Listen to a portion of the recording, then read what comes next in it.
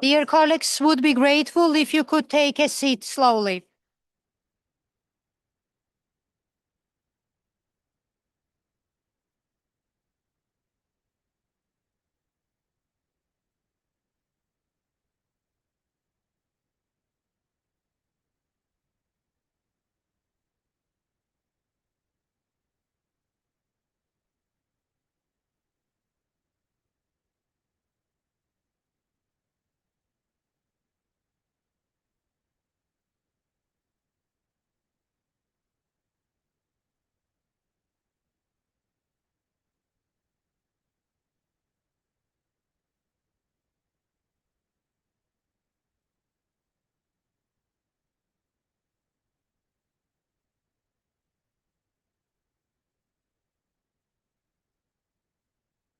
Your Excellencies, dear distinguished delegates, members of international community, representatives of civil society, fellow participants, dear colleagues, it's indeed a great pleasure to open today's first Supplementary Human Dimension Meeting, which is focusing on democratic lawmaking for resilience. Allow me to briefly introduce the content of the opening session. The conference will begin with the remarks from the Swiss chairpersonship and our dear director from ODIHR.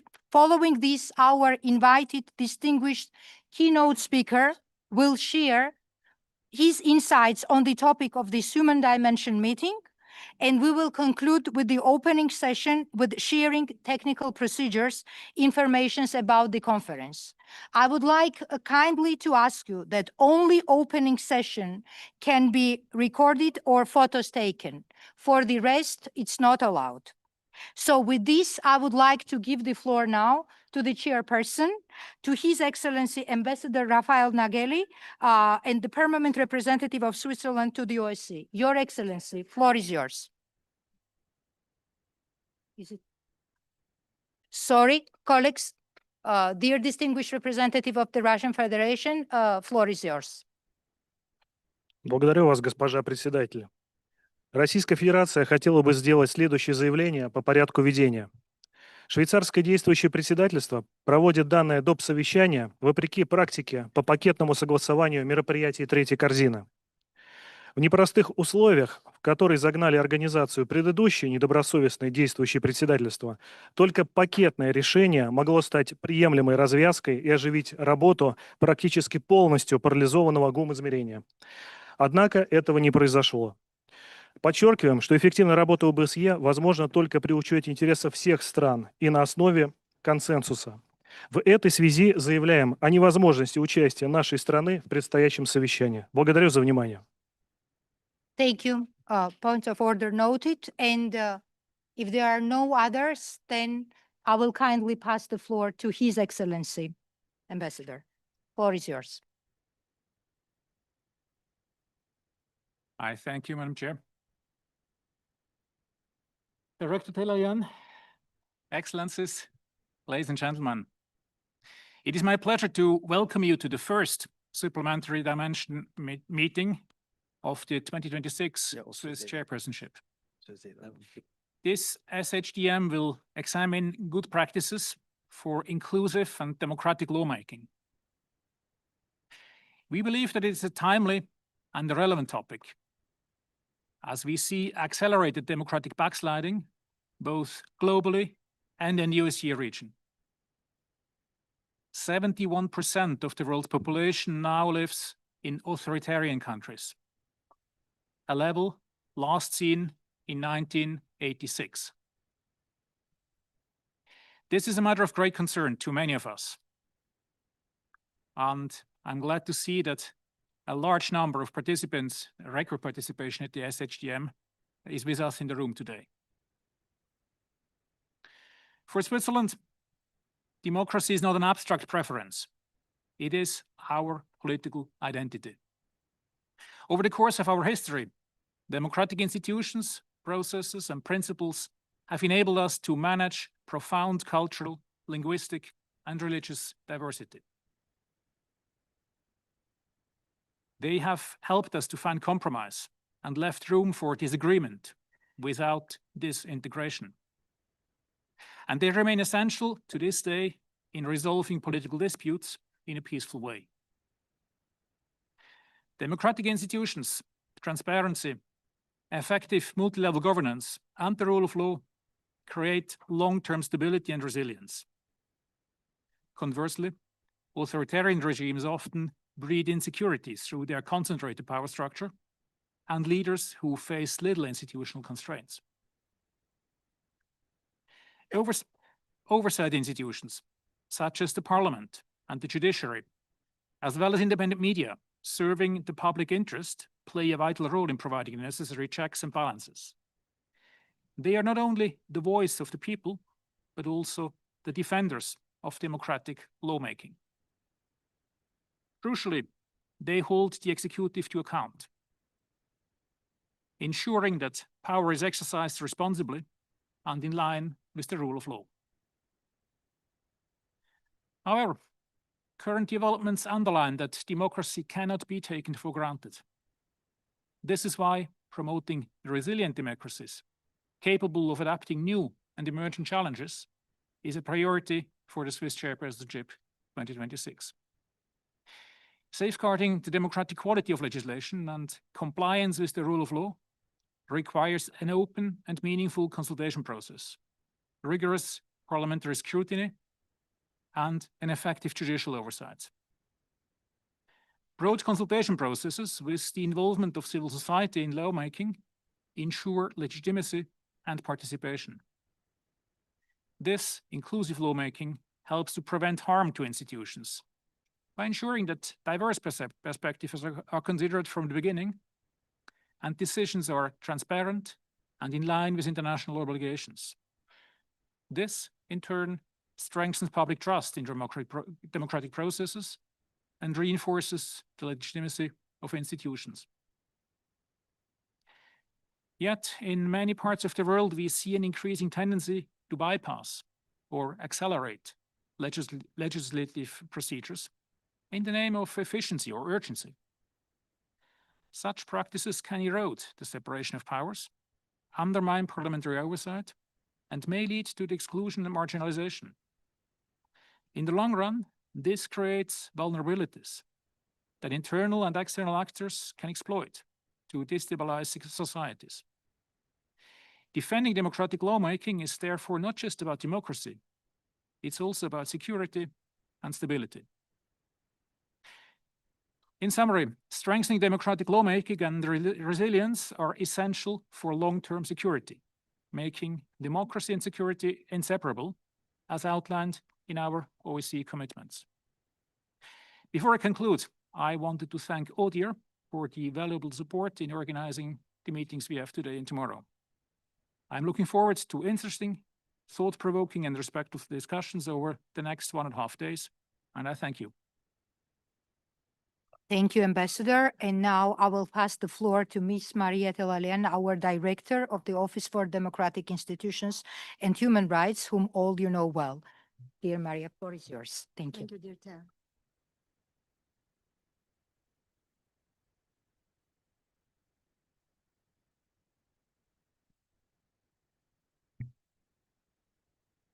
Excellencies, distinguished speakers, colleagues, ladies and gentlemen. It is a pleasure and an honor to open this supplementary human dimension meeting dedicated to lawmaking for democratic resilience.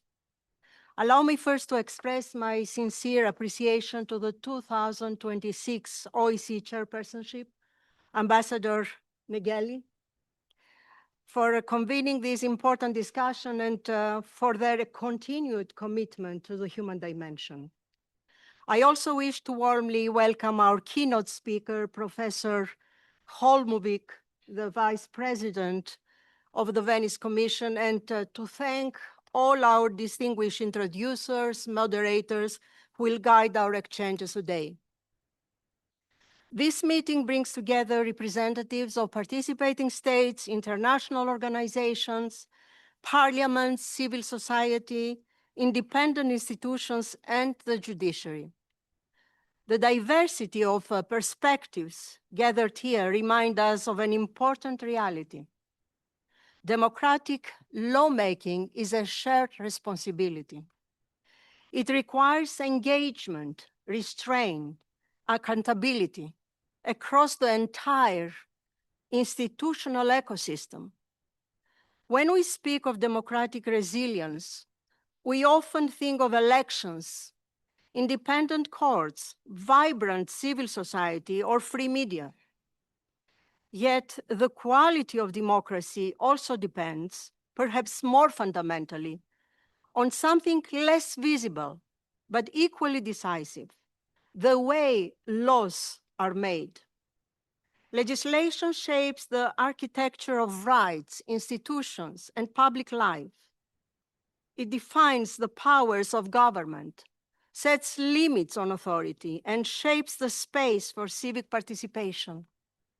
The process through which laws are adopted is therefore not secondary. It is foundational. OEC participating states recognized this in 1991 Moscow document committing to ensure that legislation is, quote, formulated and adopted as the result of an open process reflecting the will of the people, unquote.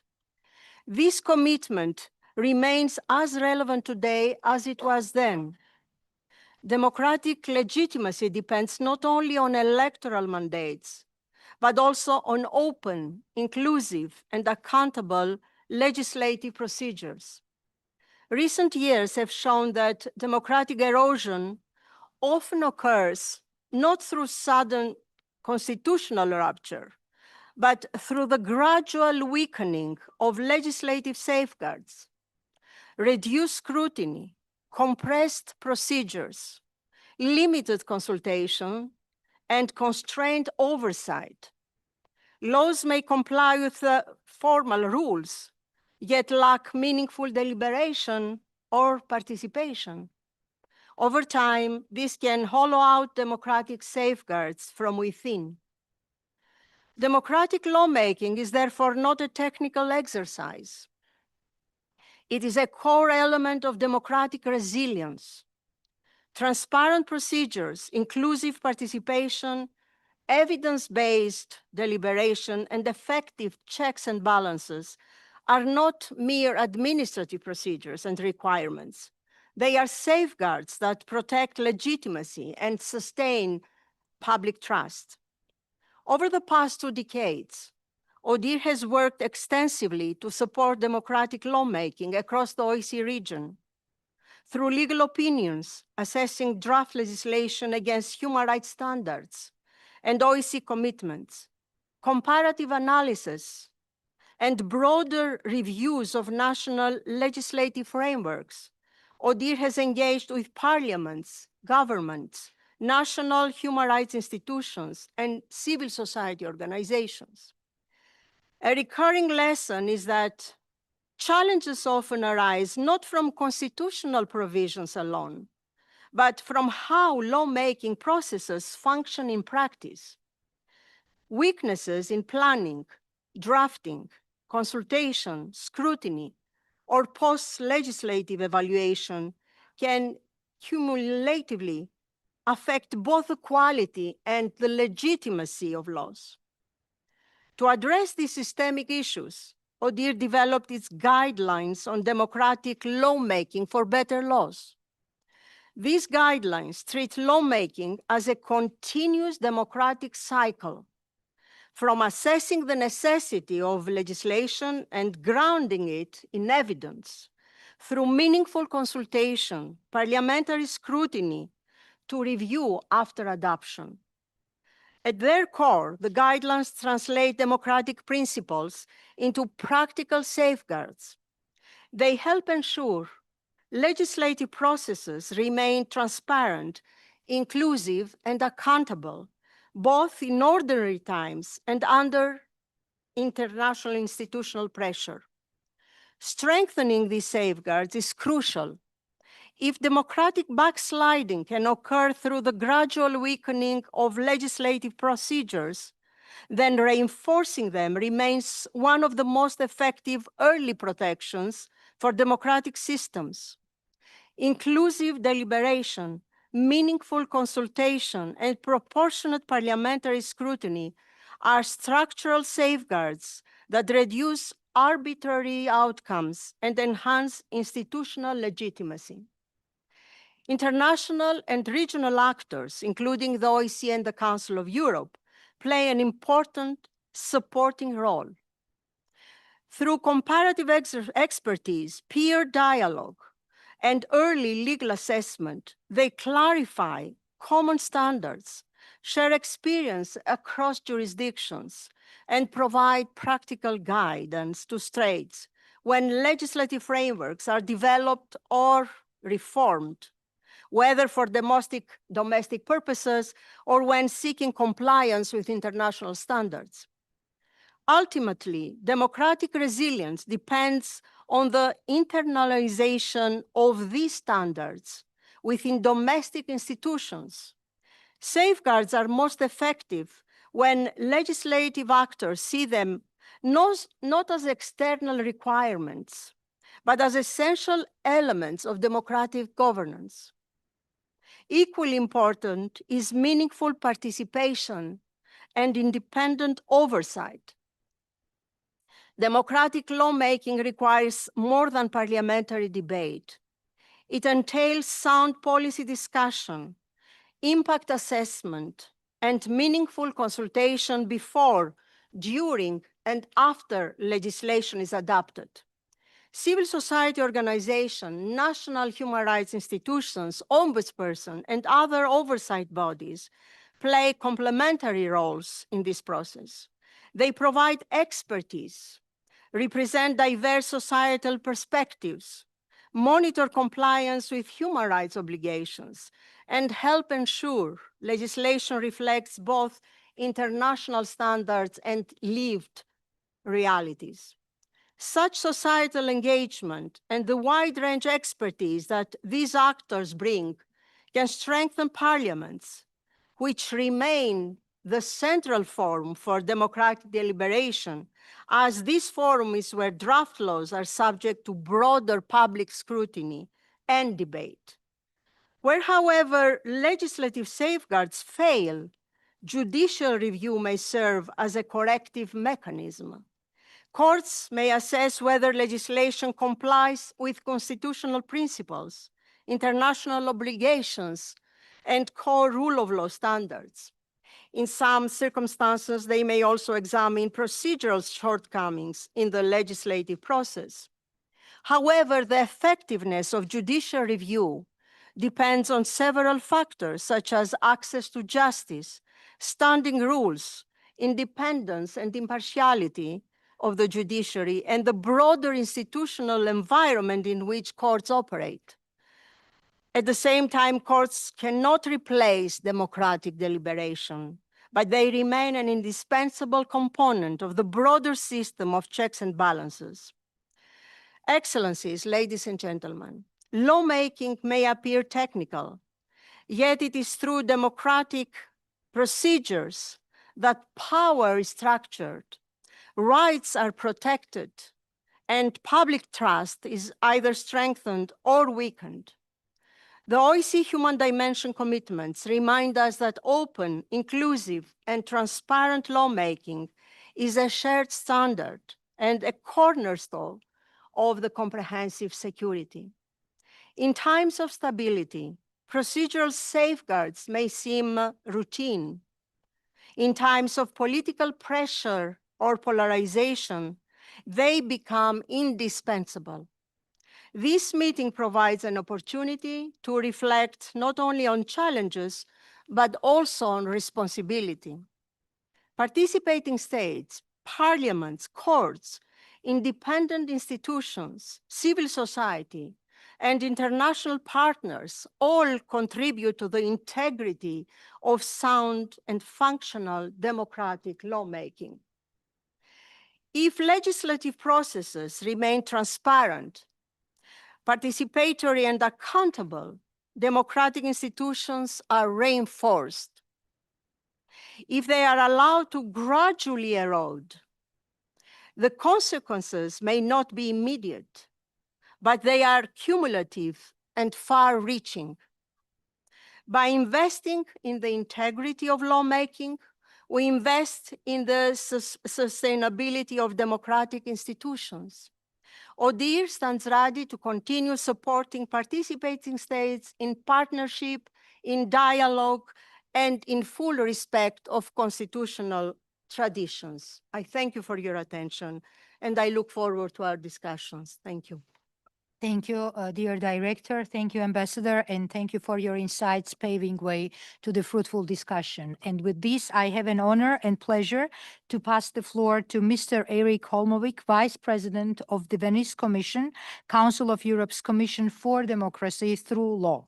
Mr. Holmovic is a professor of the constitutional law at the University of Bergen and a member of the Venice Commission since 2016 and a leader within the Commission since 2024. He was appointed by the Norwegian government to serve an expert on the Law Commission that drafted the 2023 electoral law for Norway, including new constitutional rules to deal with the emergency situations during the elections.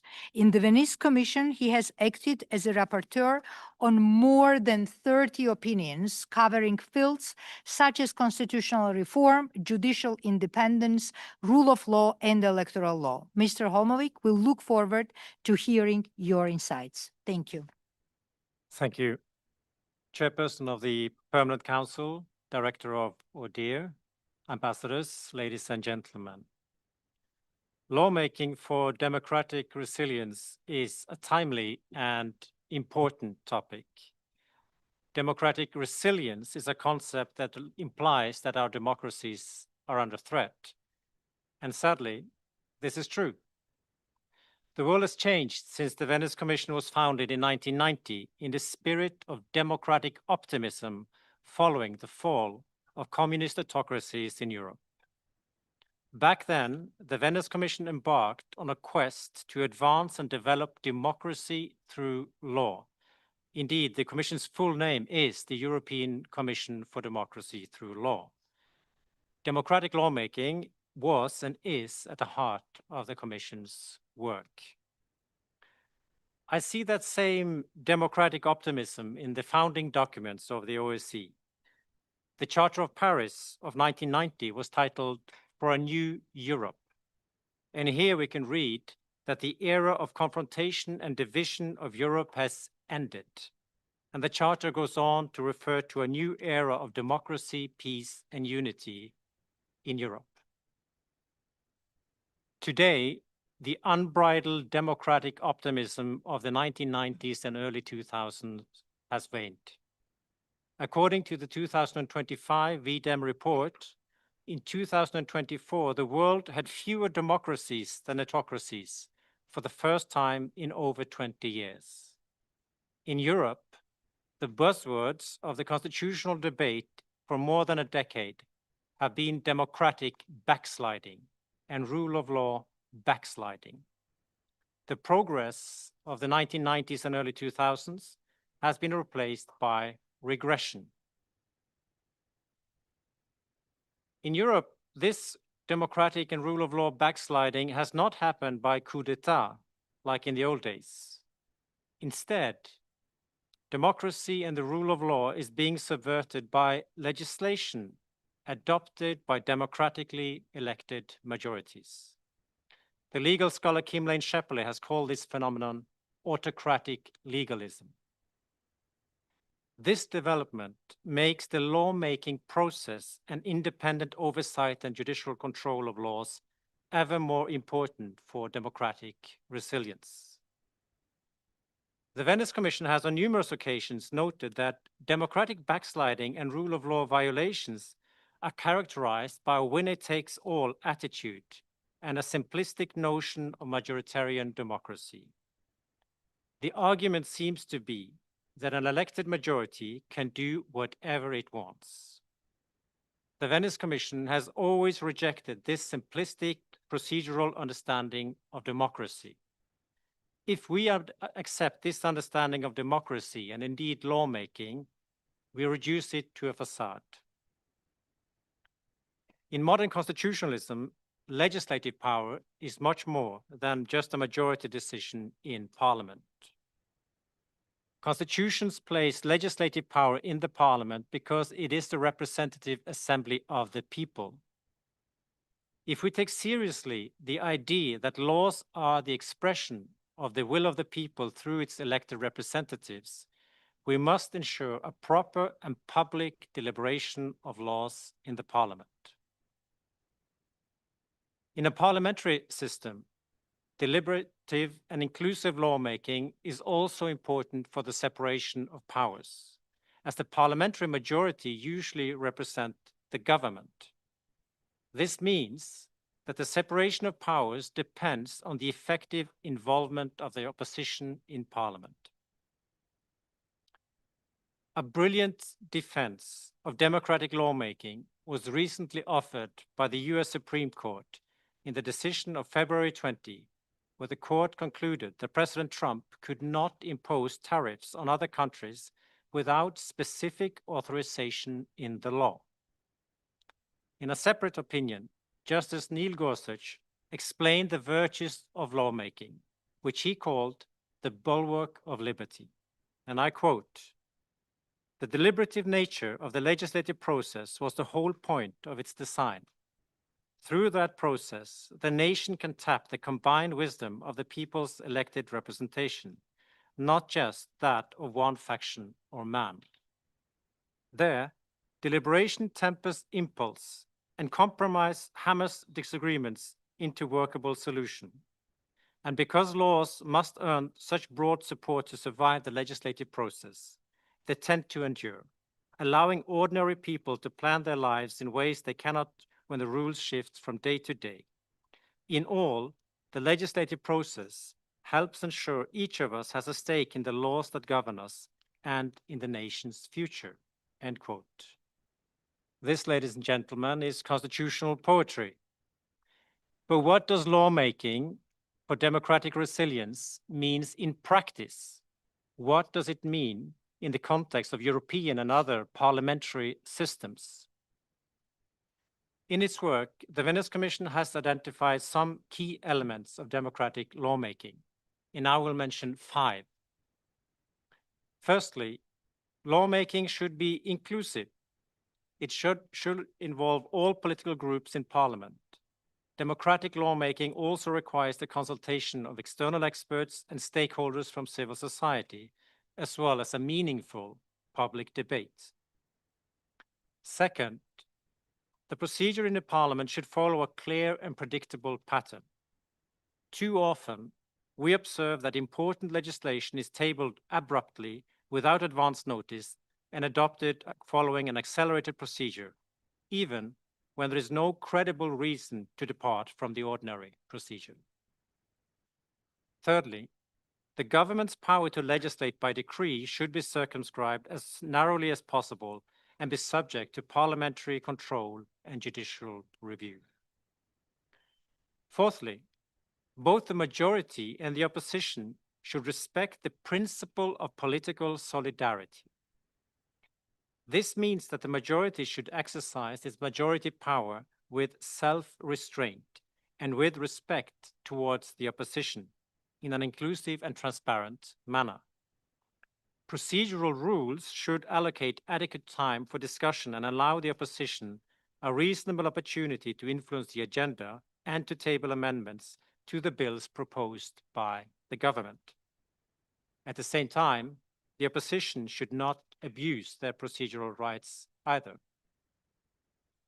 Finally, can too much lawmaking pose a threat to democracy? In some countries, we observe that electoral laws and the legislation regarding the judiciary and other independent institutions are frequently amended. The Venice Commission has warned that frequent changes to electoral laws and judiciary laws can be harmful for the public trust in and perception of institutions that should be neutral and independent from politics. Sometimes legal certainty requires a certain stability in the legislation. So far, I've been talking about the preparation and adoption of laws, but I will close by broadening the scope a bit.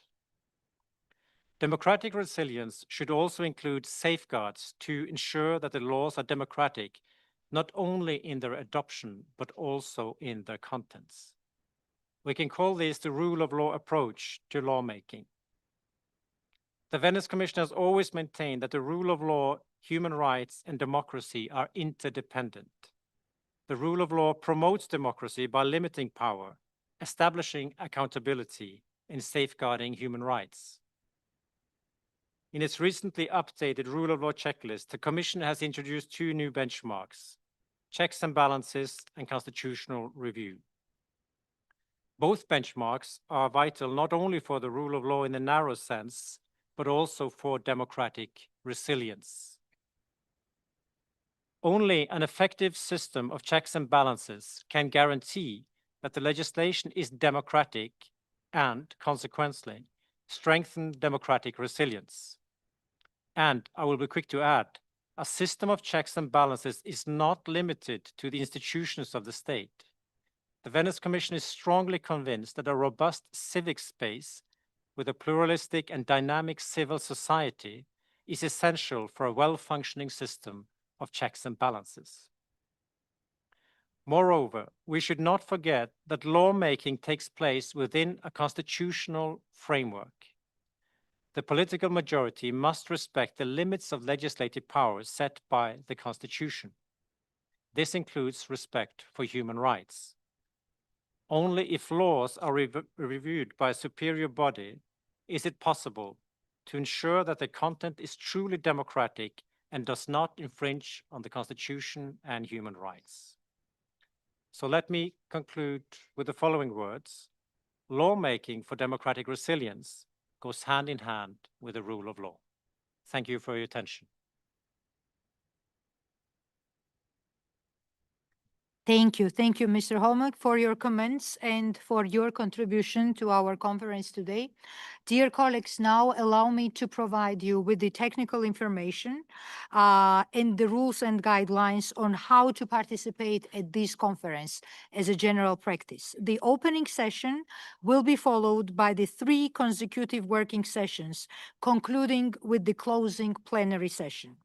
During the opening and closing session, we will adhere to the standard seating arrangements with delegations of participating states seated at the plenary table. However, for the 3 working sessions, we will adopt a more informal seating approach. Nameplates will be removed and all participants will have the possibility to choose their seats, including at the main plenary table. Each working session will start with remarks from our invited expert speakers, following which all registered participants are welcome to request the floor. To help to create conditions for a genuine debate, we will not be using a speakers list during the working session. Participants who wish to take the floor will be invited by the session moderators, and they need to signal their intent by raising their hand. In case of large number of floor requests, speaking time may be limited by the moderator. When the floor is given by the moderator, please introduce yourself, clearly stating your name, surname, and the organization you are representing. As the aim of the meeting is to produce substantial results, please propose concrete recommendations and then elaborate on them. You are also encouraged to pose the questions to our expert panelists to further our discussion. The annotated agenda was prepared in order to establish a framework for our discussions and underscores the areas of focus. The closing session will begin with the reports by working sessions moderators, summarizing the results with particular focus on submitted recommendations. Speaker lists for the closing session will be open tomorrow at the start of the meeting at 10:30 and remain open until the closing session. Delegation of the participating states are invited to sign up at the audio table behind the head table. Please note that only the delegation of the participating states are invited to make statements during the closing session. In line with the modalities, interpretations is provided into 6 official OSCE languages. Participants are kindly requested to speak clearly and at a pace slow enough to enable interpreters to interpret your statements accurately and fully. Participants can also share relevant documents with conference attendees. Please submit any such document to documents@osce.org. Document can also be submitted for the purpose of facilitating interpretation, in which case, please add a remark, only for interpreters. And the final note, please be informed that this meeting is being live streamed on the Supplementary Human Dimension Meeting webpage. With this, Your Excellencies, dear colleagues, dear distinguished representatives, Supplementary Human Dimension Meeting is formally open.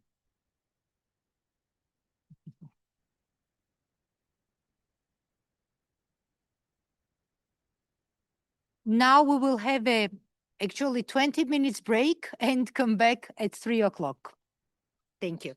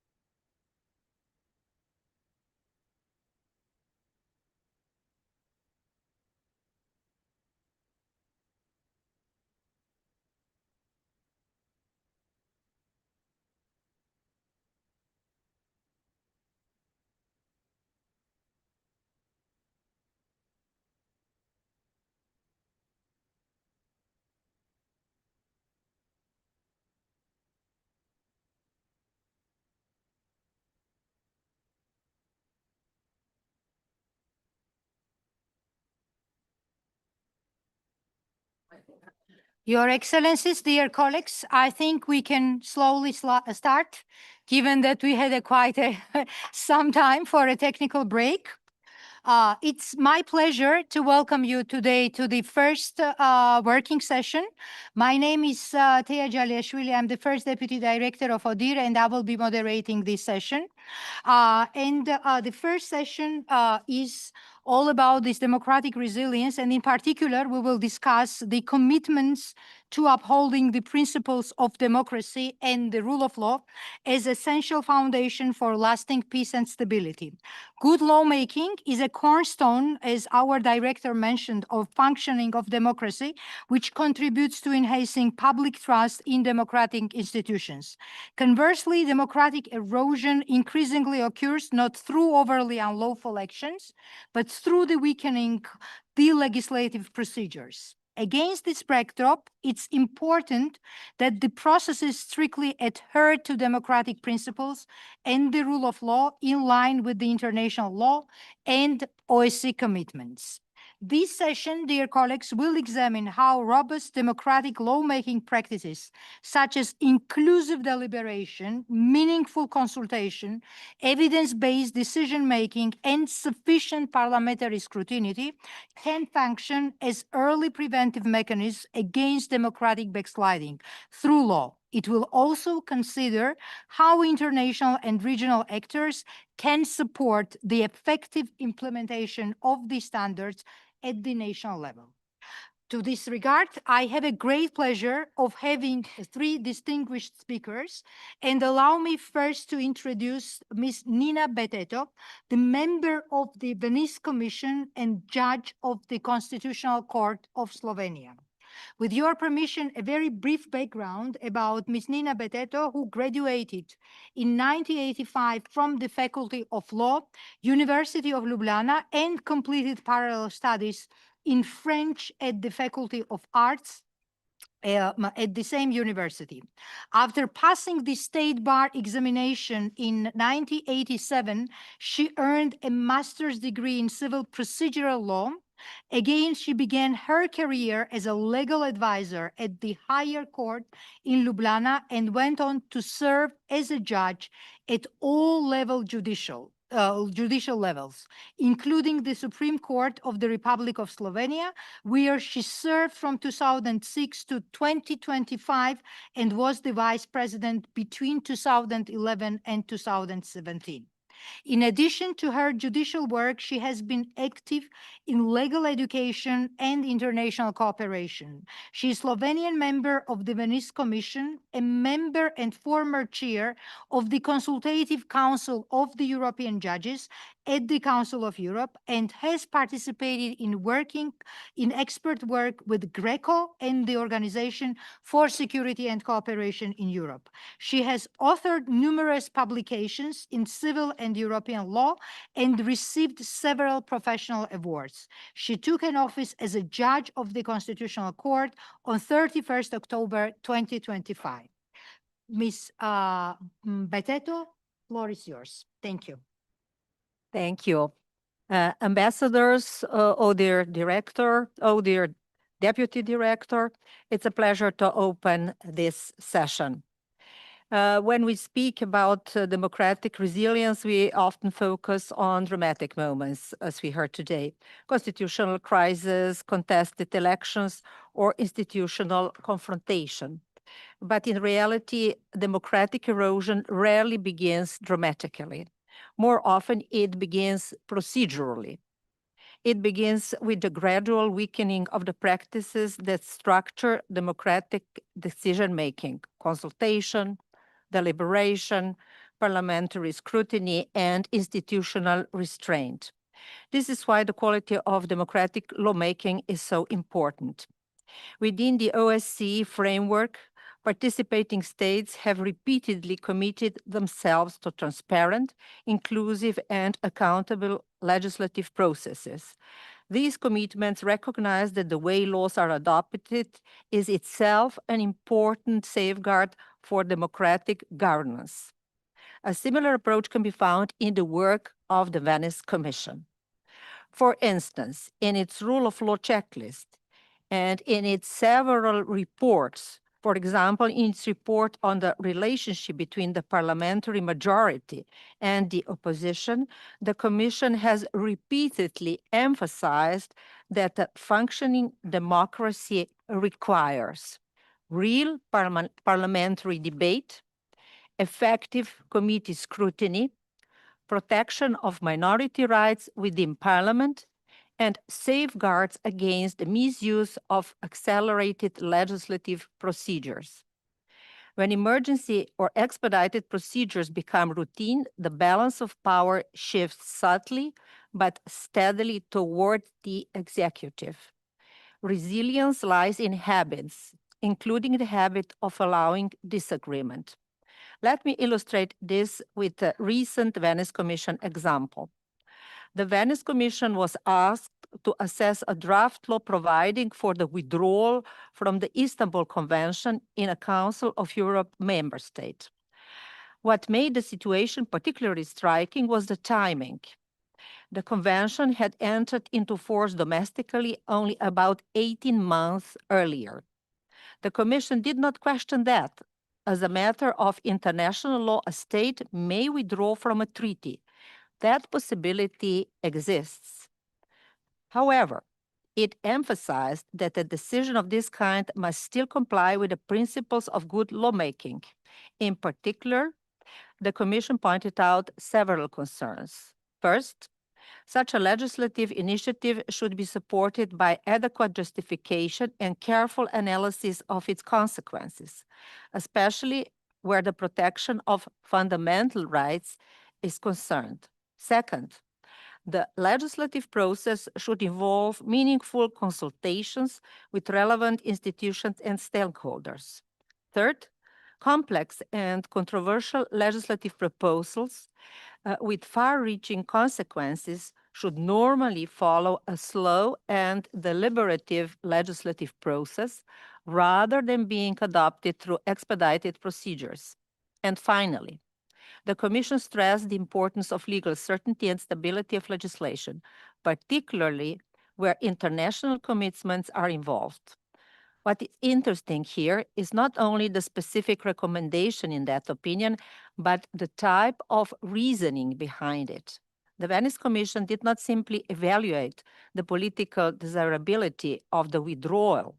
Instead, it examined the quality of the legislative process itself. The justification provided, the consultation conducted, the use of urgent procedure, and the implications for legal certainty. In other words, the focus was not only on what the legislator decided, but how the decision was reached. At this point, one might ask a legitimate question. None of these standards are legally binding. Venice Commission opinions are advisory, and the European Court of Human Rights, by the way, does not generally treat the quality of legislative procedure as an independent requirement under the Convention. So, does this kind of guidance really matter? I believe it does. because these standards express shared constitutional expectations about how democratic power should be exercised. They are aspirational, certainly, but they give concrete meaning to otherwise abstract principles such as democracy, the rule of law, and good governance. In a sense, they put flesh on the skeleton of constitutional principles. And what is particularly interesting is that these standards do not remain confined to advisory opinions, so to soft law. They increasingly appear, sometimes explicitly, sometimes implicitly, in the reasoning of constitutional courts. A particularly telling illustration comes from the German Federal Constitutional Court. In 2023, the court intervened in the parliamentary process concerning a major energy transition law regulating building heating systems. Members of parliament complained that the draft legislation had been introduced and scheduled for adoption so quickly that they had no realistic opportunity to examine it properly. The court agreed. It ordered that the vote could not proceed under those conditions and held that parliamentarians must have sufficient time to examine complex legislation in order to exercise their constitutional mandate. In other words, the court protected not only the substance of democracy, but the procedure through which democratic decisions are made. A comparable logic has been developed by the Spanish Constitutional Court in relation to executive decree laws. The Spanish Constitution permits urgent executive legislation, but it makes urgency a judicially reviewable condition. The court has consistently held that the government must demonstrate concretely and explicitly that extraordinary need existed, that the measures adopted were congruent with that need, and that urgency did not serve as a pretext for bypassing the domains reserved for ordinary parliamentary deliberation. Urgency, in other words, is a legal concept, not a political one. From a broader perspective, these examples illustrate something quite significant. Standards that initially appear in soft law instruments, such as the Venice Commission's guidance and good lawmaking, increasingly find their way into constitutional jurisprudence. Courts begin to reflect similar concerns: transparency, justification, evidence-based decision-making, and the proper use of legislative procedures. Democratic procedures are not merely political conventions. They are part of the constitutional architecture that protects rights and maintains institutional balance. And this brings me to my final point. In constitutional democracies, law and procedure are deeply interconnected. A law adopted without adequate deliberation, without consultation, or without sufficient justification may formally exist, as we heard today, but its constitutional legitimacy becomes fragile. The standards we develop together in advisory opinions, in intergovernmental commitments, in the guidance of bodies like the Venice Commission are sometimes dismissed as aspirational. But as these examples show, aspirations have a way of becoming requirements. What begins as a shared expectation gradually shapes constitutional culture, and constitutional culture shapes courts, and courts shape what governments can do. The work of this session is therefore not peripheral to democratic resilience. It is part of how resilience is built, incrementally, procedurally, and with patience. Thank you. Thank you. Thank you very much, Ms. Bertetto. Now it's my great pleasure to pass the floor to Mr. Murray Hunt, Independent Advisor, Attorney General's Office at United Kingdom. Also, dear colleagues, allow me to provide a very brief CV of Mr. Murray Hunt, who has been a visiting professor in human rights law at the Faculty of Law since 2011 and is a director of the Policy and Evidence Center on Modern Slavery and Human Rights. He also serves as an independent advisor to the UK's Attorney General General Office and as the UK's alternate member of the Council of Europe's Venice Commission. Previously, he was a director of Bingham Centre for the Rule of Law and legal advisor to the UK Parliament's Joint Committee on Human Rights in 2004-2017. And earlier in his career, he practiced as a barrister, specializing in public law and human rights, and appeared before the European Court of Human Rights and UK higher courts. He has published widely on public law, human rights, and the role of the parliamentarians in protecting and the parliaments in protecting the rule of law, and holds law degrees from Oxford and Harvard law schools. Mr. Murray Hunt, floor is yours. Thank you. Thank you very much, Madam Deputy Director. Madam Director, Your Excellencies, ladies and gentlemen. Public trust in democratic institutions is dangerously low, and it's getting lower. We all know that populations in Europe and across the world are frustrated by the failure of democracies to deliver improvements to their lives. They are increasingly insecure in the face of huge global challenges like growing conflict, irregular migration, the cost of living, climate change, pandemics, and AI threatening to take away their jobs. In this climate of insecurity, precarity, and anxiety, history teaches us that people turn to political parties who profess to have easy answers to these problems, often blaming foreigners for their misfortune. Where such frustration and disillusion have swept governments to power, we've seen rapid democratic erosion, the assertion of unchecked executive power, and the marginalization of democratically elected parliaments.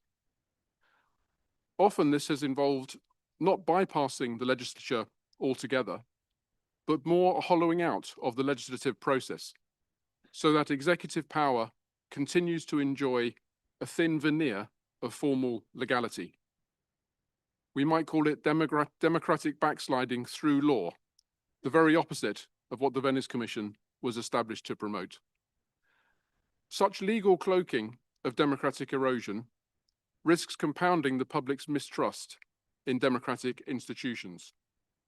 And all the indications are that these trends are gathering pace.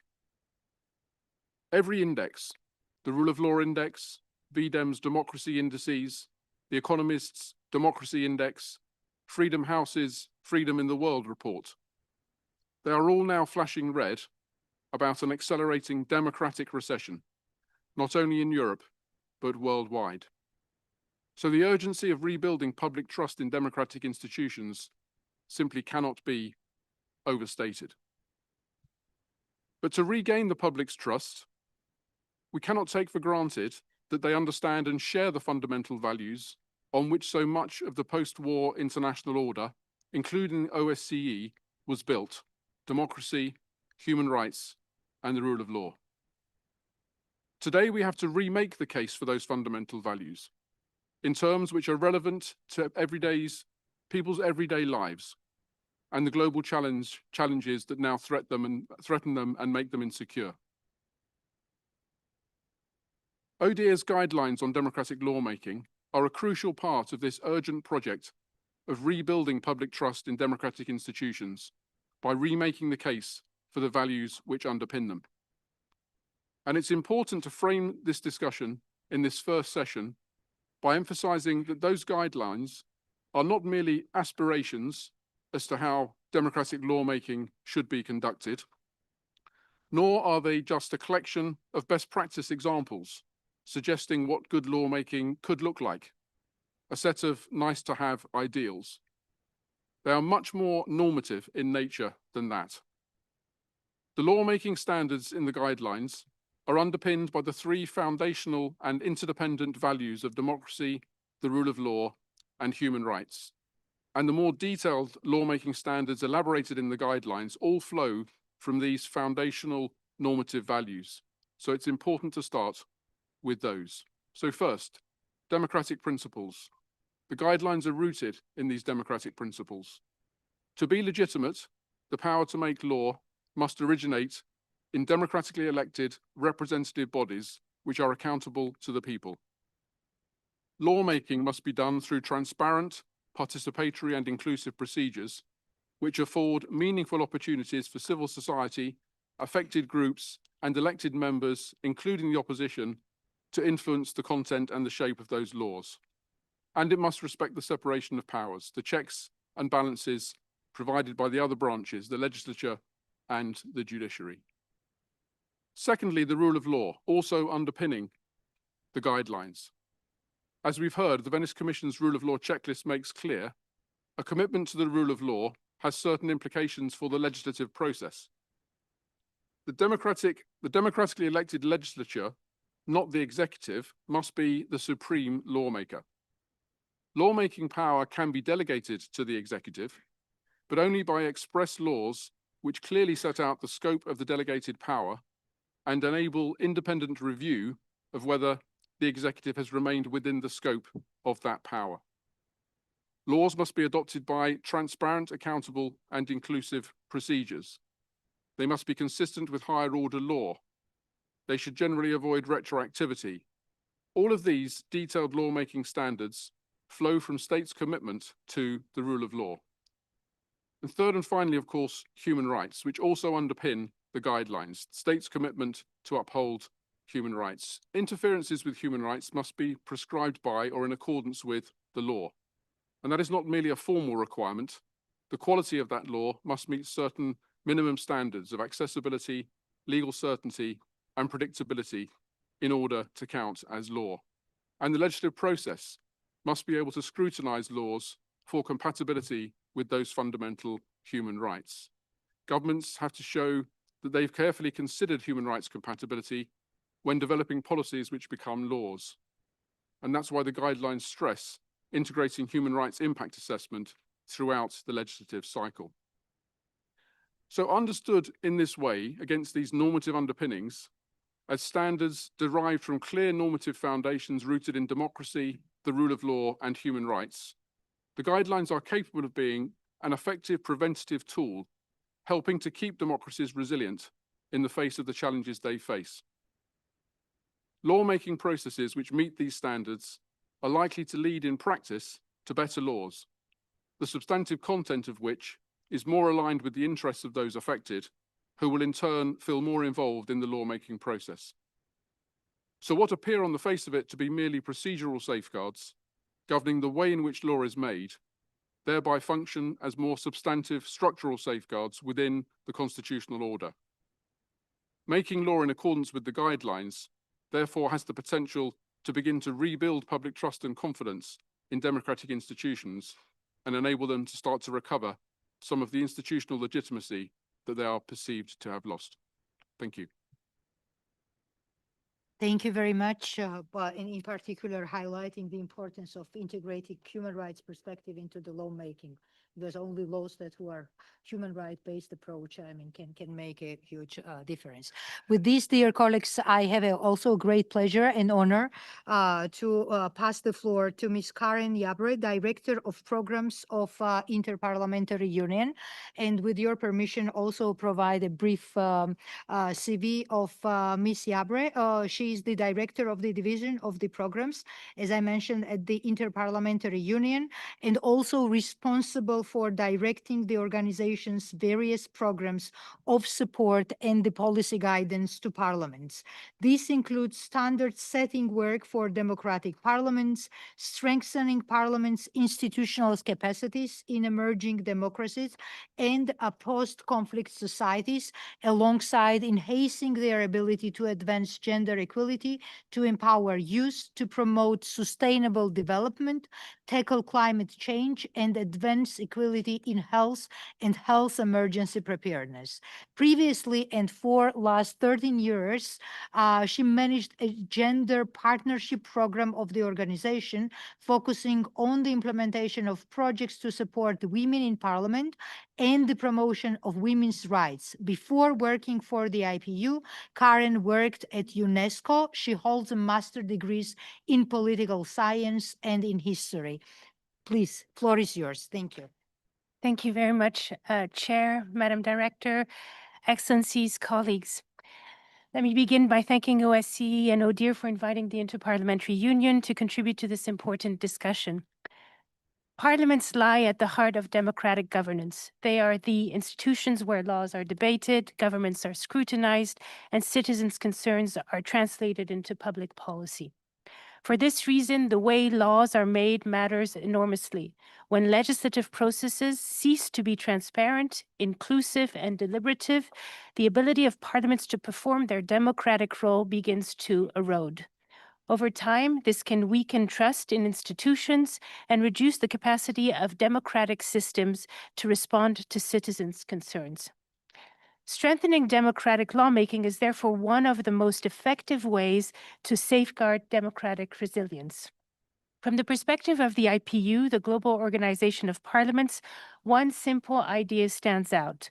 When parliaments are inclusive, when parliamentarians can act freely and safely, and when laws are made through transparent processes, democracy becomes far more resilient. So let me unpack this idea with three conditions that I'd like to focus on that make democratic lawmaking possible. First, democratic lawmaking depends on representative and inclusive parliaments. For parliaments to fulfill their role effectively, they must reflect the diversity of the societies they represent and must include in their work a variety of stakeholders. For many years, the IPU has worked with parliaments around the world to promote the participation of women, of young people, and increasingly representatives of minorities and persons with disabilities in parliamentary life. Yet progress today is far too slow. Most recent data published for International Women's Day by the IPU shows that despite gradual improvements, women remain significantly underrepresented in parliaments, with a 27.5% of women MPs globally. The situation is even more striking when it comes to youth representation. Although half of the world's population is below 30, only 3% of parliamentarians worldwide are aged under 30 or younger. When such large segments of society are absent from legislators, the perspectives that shape public policy inevitably become narrower. Inclusive representation is therefore not only a question of fairness, it is essential to the legitimacy and quality of democratic lawmaking. Second, democratic lawmaking requires that parliamentarians can perform their functions freely and safely. Across many countries, we are seeing a worrying rise in intimidation, harassment, and violence against parliamentarians. Recent global research shows that a large majority of MPs report experiencing intimidation or violence from members of the public, often in the form of online abuse, threats, or the spread of false or misleading information. This hostility has serious consequences for democracy. Many parliamentarians report self-censoring their views, avoiding public appearances, or seeing their families targeted. Some decide not to seek re-election or withdraw from political life altogether. Over time, this discourages participation, reduces diversity in political opinion and representation, and weakens parliaments as democratic institutions.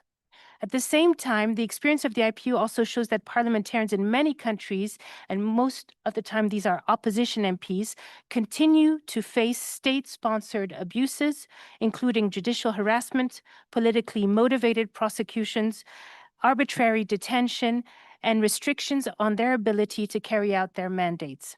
Through its Committee on the Human Rights of Parliamentarians, the IPU has documented hundreds of such cases around the world. There are more than 1,000 today.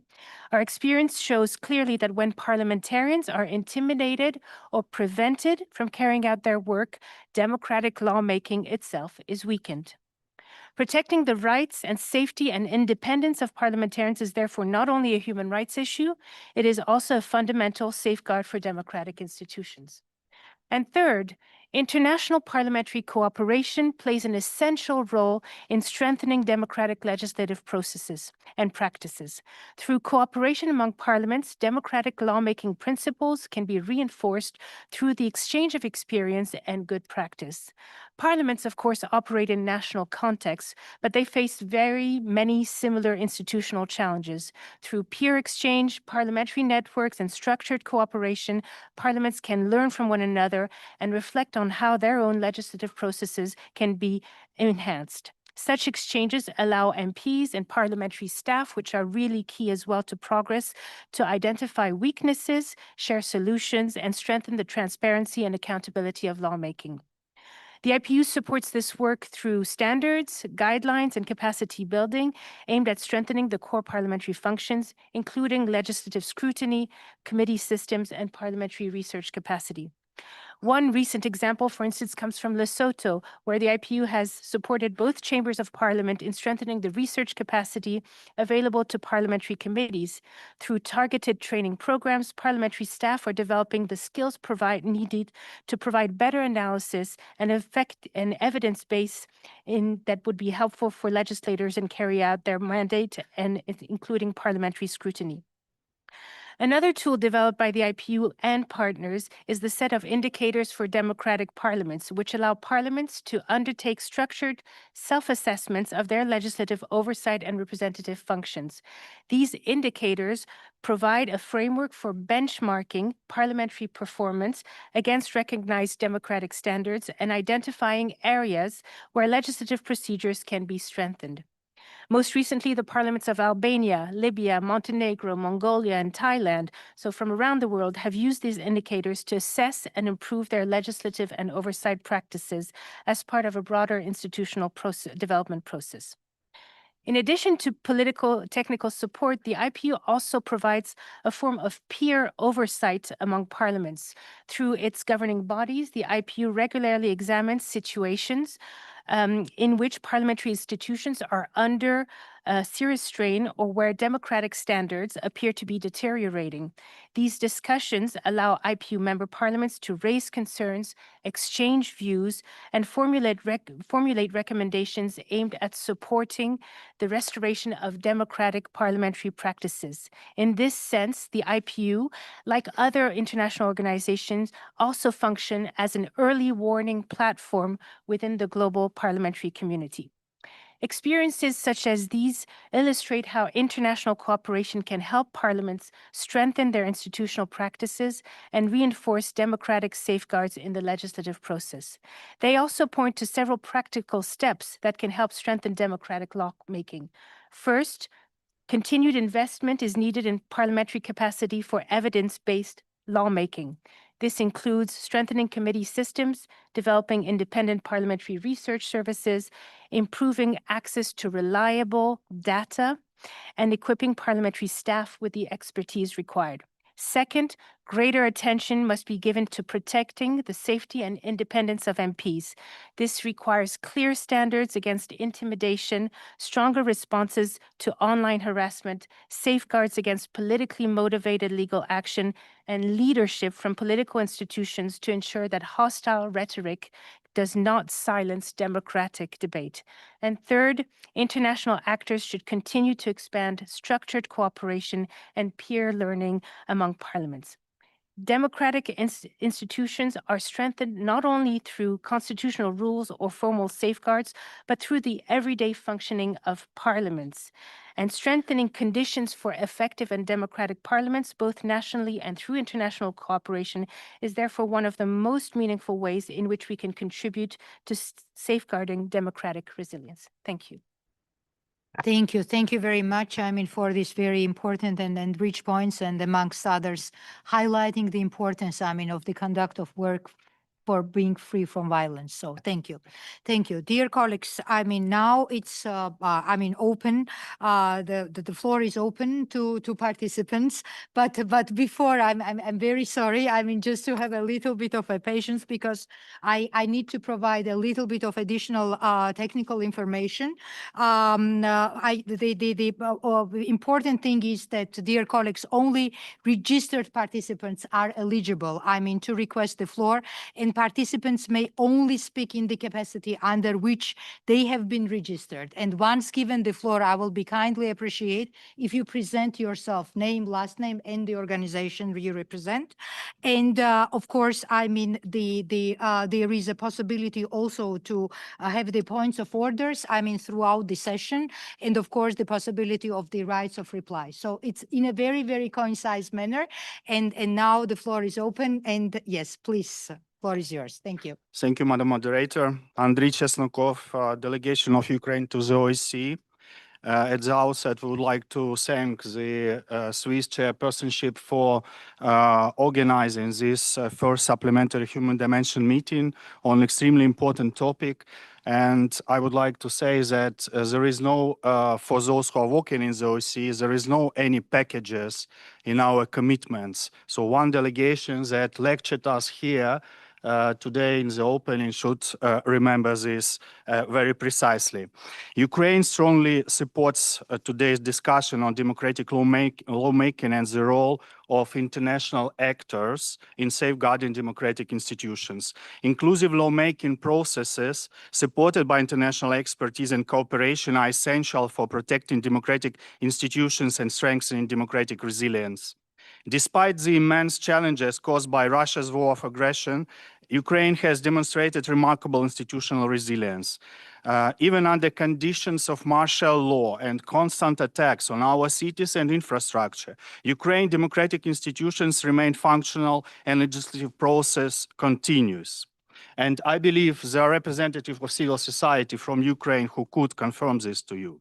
The Verkhovna Rada of Ukraine continues to adopt legislation necessary to support society and advance reforms in many areas, including judicial reform, strengthening the anti-corruption framework, protection of national minorities, and safeguarding human rights. At the same time, Ukraine remains committed to ensuring that legislative reforms are inclusive, transparent, and aligned with international standards. Thus, we greatly value the role played by international actors in supporting these processes, in particular the OSCE institutions, especially the OSCE Office for Democratic Institutions and Human Rights and the OSCE High Commissioner on National Minorities that have played an important role in strengthening democratic governance in Ukraine, including through expert legal opinions and recommendation on legislation and legislative processes.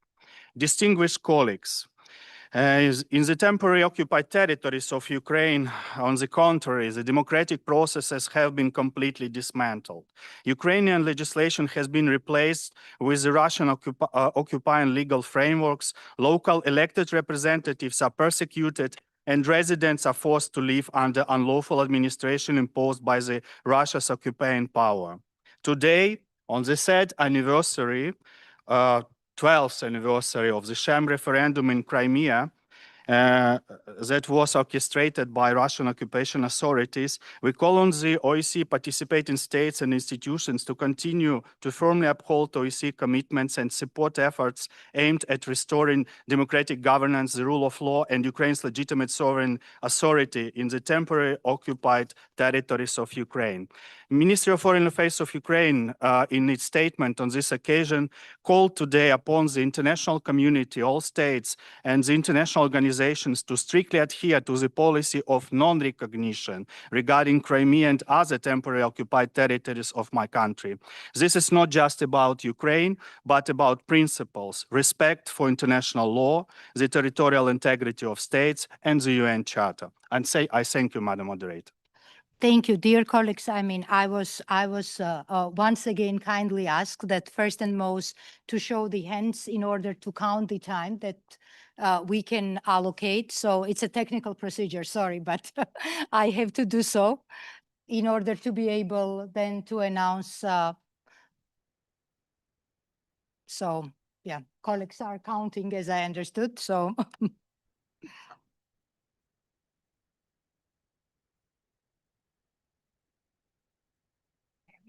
3:21. Okay, dear colleagues, so 3 minutes per each speaker. Also, I mean, two more technical things, sorry. I mean that no photos can be taken. I mean, as I have also already announced, it was only opening and the closing, but not the working sessions. And also with the, I mean, kind request that ensure that your remarks remain respectful. And we, of course, welcome the constructive criticism, but intimidation, harassment, or incitement to violence will be unacceptable. Okay, so now we can again continue. Please. Yeah. Dear Boris Babin, Association of Reintegration of Crimea and Crime and Other Resource Center. Let me remind you, distinguished participants, that Russian aggression started in 2014 with the occupation of Crimea and the broad-scale conflict in Europe since 2022, not seen but generations, is directly connected with illegal global Russian shadow fleet activities that create special relevant challenges to lawmaking processes in the OSCE region. The key example of those challenges for lawmaking was highlighted in current journalist investigation about elaborated on Euro Commission implementing decision 2024-411, devoted to maritime transport emissions. It included the relevant list of authorized maritime national ship owners, Russian shadow fleet connected companies like BF Tanker and INKFM, as allegedly Estonian and Latvian one. Such environmental Euro Commission decision not only allowed the substandard tankers to transfer sanctioned oil, but also created strong challenges for maritime safety, security, and the environment, exactly due to the illicit lawmaking in the European Union. Another example is connected with the Bulgarian Lukoil Naftahim Burgas enterprise, whose nationalization after 11 US sanctions was regulated by some national parliamentary and government acts against the background of relevant political crisis that establishes strong challenges for human dimension and national security.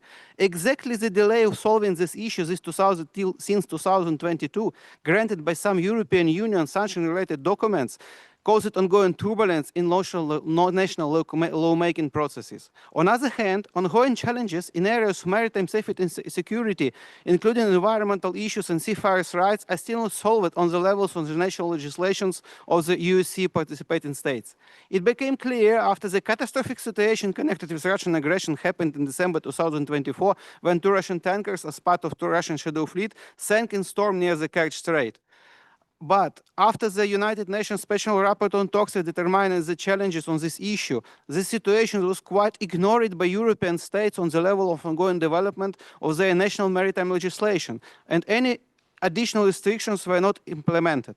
It may be explained by various reasons, such as directed Russian lobbyists at national lawmaking levels, by their relevant illicit activities in the IMO and UNICE, by the gross role of the Greek and Maltese ship owners in the shadow fleet activities till this day, and also by the involvement of key European maritime companies like V-Ships, CSM, and Merlo in relevant crewing and manning services of the Russian shadow fleet.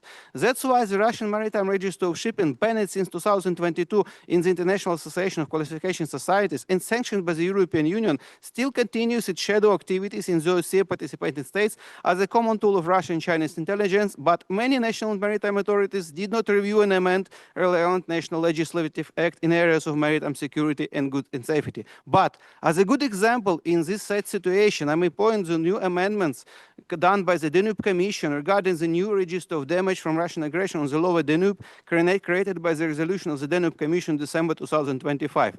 This resolution, drafted by the all democratic participating state, reflects situation when the Russian attack in Ukrainian Danube ports led to the destruction of port infrastructure. Thank you for your attention. Thank you. Please. Thank you and good afternoon. My name is Dave Ellsworth. I'm with the Human Rights House Foundation. In this afternoon's session, the panelists highlighted core democratic lawmaking standards which serve as essential safeguards against democratic erosion, and rightfully articulated some of the ways that international and regional actors can support implementation of these standards at the national level. What this session has perhaps overlooked are participating states which willfully ignore their OSCE commitments, as well as the opinions, guidance, or judgments of international and regional actors. Azerbaijan is an important, but certainly not unique, example in the OSCE region. Azerbaijan is a signatory to the European Convention on Human Rights. At present, it has failed to implement 82% of judgments handed down by the European Court. One such judgment involves Anar Mammadli, a prominent human rights defender and head of the Election Monitoring and Democracy Studies Center.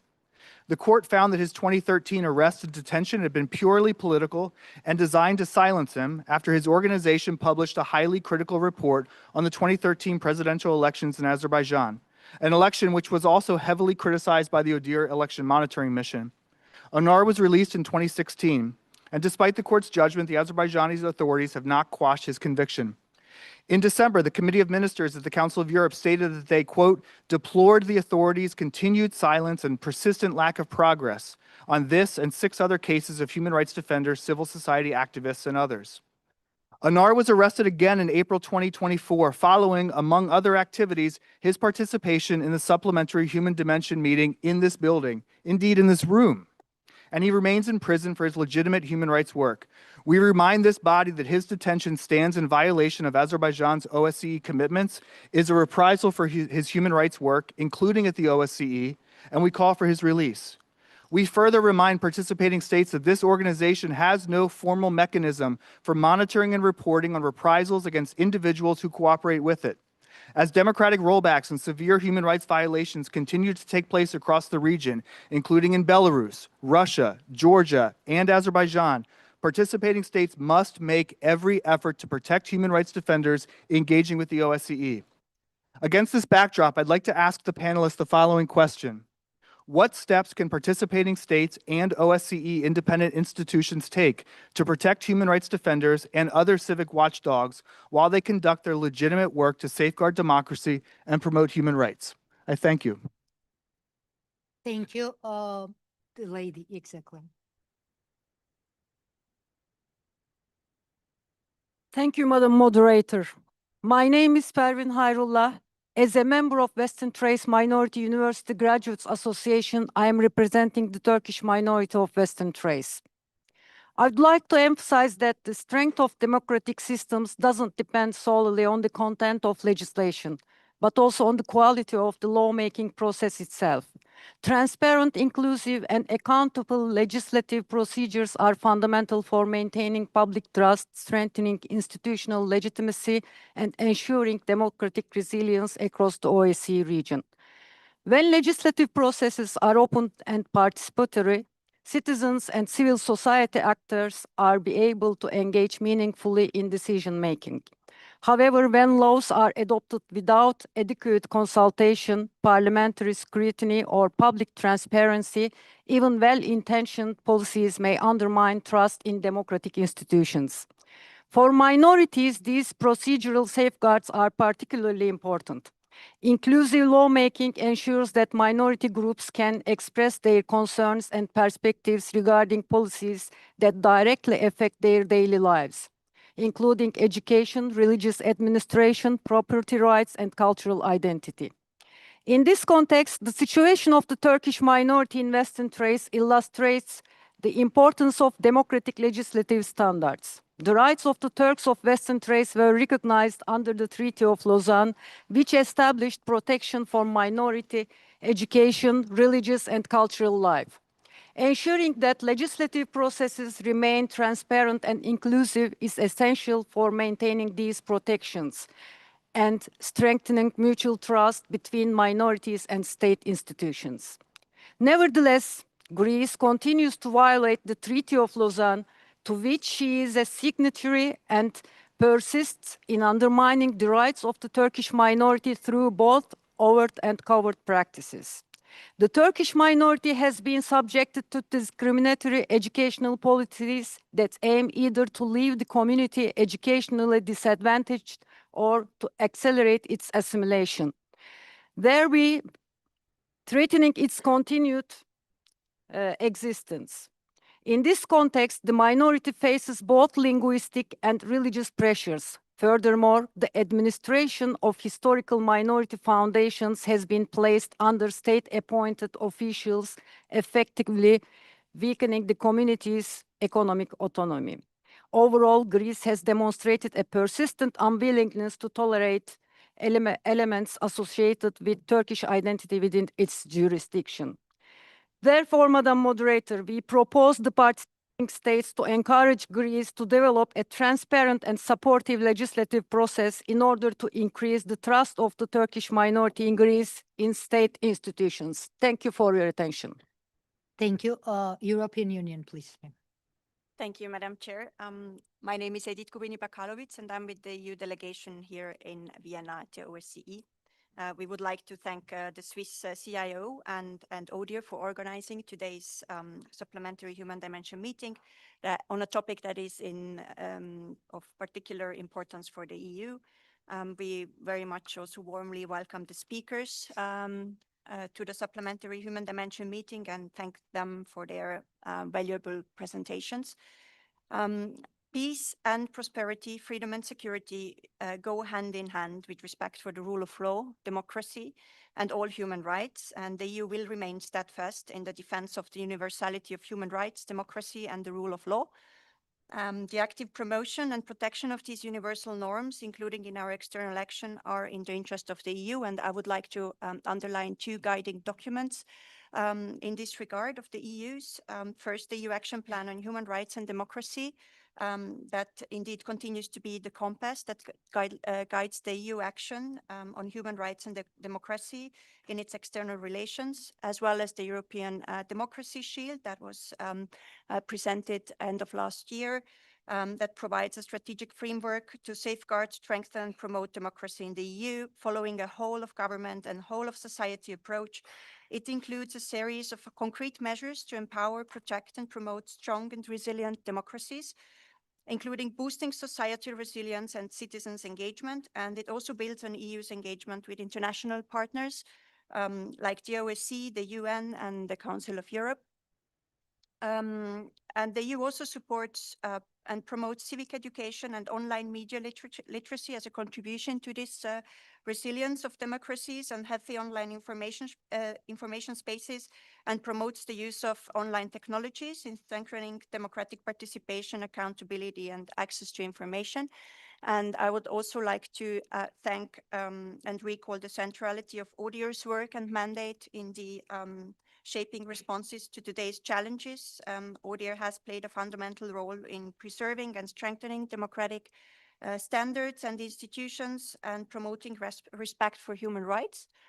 And I would also like to make an emphasis on the human rights defenders and civil society that play a crucial role in amplifying the voices of vulnerable populations during times of conflict and humanitarian crisis. And in the context of Russia's ongoing war of aggression against Ukraine, human rights defenders play an indispensable role by documenting and reporting human rights violations, often at a high personal cost. The EU commends the courage and resilience of these individuals and reiterates its unwavering support for their work. And I would like to close with a question to the panelists. We did hear about early warning signs of a democratic backsliding. We also heard about first preventive mechanisms to use against it. My question would be, how do we rebuild the trust in democratic institutions? I thank you so much. Thank you. Please. Thank you. Distinguished Chair, Madam Director, Excellencies, dear colleagues. My name is Lyudmila Yankina. I am from Ukraine, and I'm the chairperson of Civis Fortis Foundation. On behalf of Ukrainian civil society, I would like to emphasize the importance of open and inclusive dialogue in developing and adopting fundamental legislation that shapes citizens' rights and freedoms. Today in Ukraine, we are witnessing discussions around the new draft of civil code. This document is not just another legal act. It is cornerstone of the legal system that determines how civil rights, personal freedoms, and social relations are regulated. Precisely because of its significance, such legislation requires the broadest possible public consultations. However, the current draft was prepared exclusively by parliamentarians without meaningful public discussions or engagement with the civil society. As a result, a number of concerning provisions have appeared in the text. In particular, some of them restricting women's rights, freedoms, and rights, while others undermine the possibility of developing and legally recognizing rights that should be guaranteed and in democratic society, including the rights to same-sex partnership. For a country like Ukraine, which is fighting not only for the territorial sovereignty, but also for democratic values and human dignity, the inclusiveness of legislative processes is critically important. Civil society, human rights defenders, and experts communities must be part of these discussions for the very beginning, not only after draft laws are already prepared. Open dialogue strengthening democratic institutions. It's improved that quality of legislation and helps ensure that laws reflect the real needs of society rather than the views of a limited groups of decision makers. Therefore, Ukrainian civil society calls for a broader public consultancies in the development of such fundamental legal reforms. We also encourage of all OSCE participant states to ensure that transparent and participatory legislative processes, particularly when adopting laws that directly affects human rights and fundamental freedoms. We also welcome the engagement of other OSCE participant states in providing recommendations and sharing their experience to support the development of legislation that fully reflects democratic standards. In this context, we also welcome and value the role of international consultatives. Thank you. Thank you. Dear colleagues, it's very difficult to see this corner, but yeah, exactly. I mean, permanent representative from Liechtenstein, please. Yeah, sorry. Thank you, Madam Moderator. My name is Dominik Marxer. I'm the Deputy Head of Mission of Liechtenstein here to the OSCE. I would like to underline the importance of the topic of this session in the current context of multiple challenges to democratic resilience. We would like to express our support for the role of and the close cooperation with international organizations like the OSCE and the Council of Europe in this context. We would like to highlight the contribution of multilateralism to upholding the rule of law and democratic principles and values. And we think that the OSCE, with its comprehensive security concept, is a very suitable place indeed for a much needed dialogue on this. Prevention and early warning are key concepts in this regard, in our view. As you might know, we have been a long-term supporter also of ODIHR's work in this area, and I would like to mention our commitment to that here as well. And I would like to conclude with a question for the panelists, whom I thank for their presentations. And the question is, what could be done to strengthen the link between the national level and the work of international organizations or of multilateralism more broadly to safeguard democracies and to improve democratic lawmaking? Thank you very much. Thank you. Thank you. Dear colleagues, I mean, I would like also to remind that those participating state delegations wishing to exercise their right to reply, they can indicate so their intention by notifying the table located behind us, behind myself over here. And please, floor is yours. Yeah. Thank you very much, Madam Moderator. My name's Stephen Bronner. I'm the President and Executive Director of the American Council for Justice and Conflict Resolution, and I'm Board of Governors Distinguished Professor Emeritus of Political Science at Rutgers University. I would like to take, especially what my English colleague has pointed out, and sort of move it a little forward. I think it's important to consider two things. First of all, that the rule of law and the attendant rights that come with it are and were intended to help the oppressed and the disenfranchised. They were not purely formal or legalistic. Our President Franklin Delano Roosevelt spoke of 4 freedoms: the freedom to speak, the freedom to worship, freedom from want, and freedom from fear. To my mind, one of the reasons that politics or legitimate politics and law has eroded in the public mind is that we've forgotten what it's for. and made it particularly difficult for people to understand the benefits that they receive from the rule of law. In the United States, that's a matter of crucial concern. I think it hits upon foreign relations, which I hope we'll talk about later. But we need criteria to make judgments of our own countries and our own societies. It won't do to just talk about other societies and their aggression. We have to be willing to be self-critical. And without these 4 freedoms, I think that that's impossible. Thank you. Dear colleagues, before moving to the next round of questions and suggestions and comments, given that quite a substantive number of questions have been already accumulated, I would like to kindly ask our experts and our speakers just to provide a brief reflection of the points raised. I mean, there are issues about how to protect better the human rights defenders. There is an issue how to ensure the early warning systems that are functioning properly, as well as how to make exactly. So maybe we can, yes, start. Thank you. I would like to try to reply to that question. What steps can the international bodies take to make member states execute ECTHR judgments? You know that under the convention, there are quite many tools that are available if execution is delayed. Of course, I don't have a magic stick, but there is some political and supervisory pressure.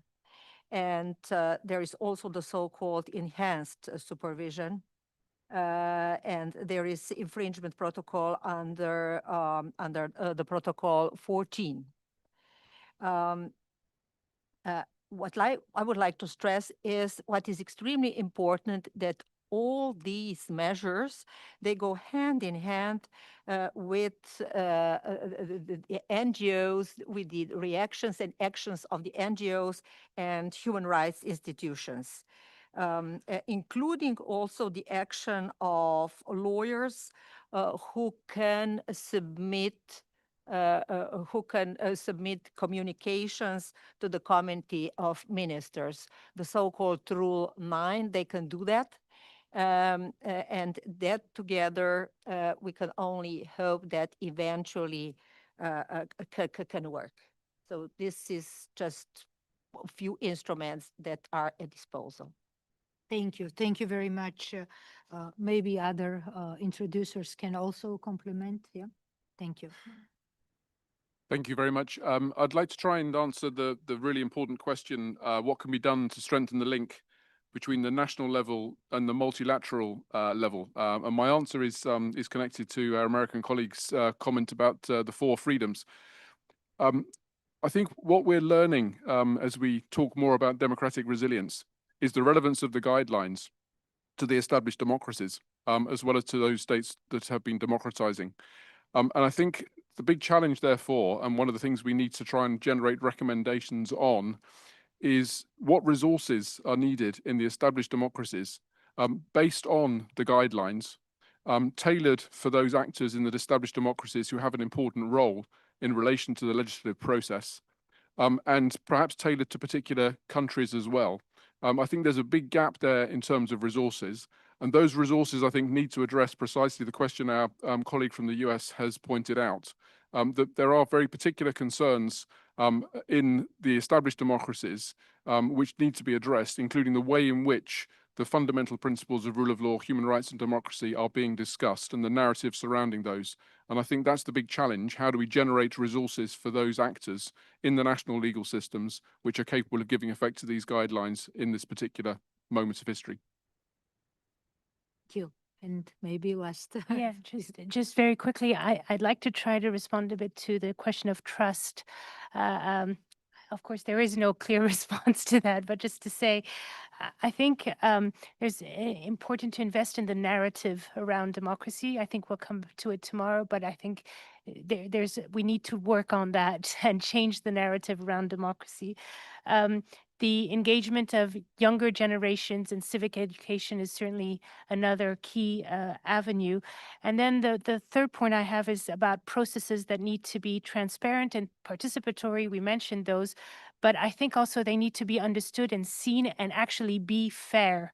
And I think the question of fairness and democracy is really interlinked more and more today, because democracy needs to be seen and actually deliver in a fair way for all citizens. And this question of delivering maybe not in a fair way across the board for all citizens is something that is quite challenging today for democracy, and we need to address. Thank you.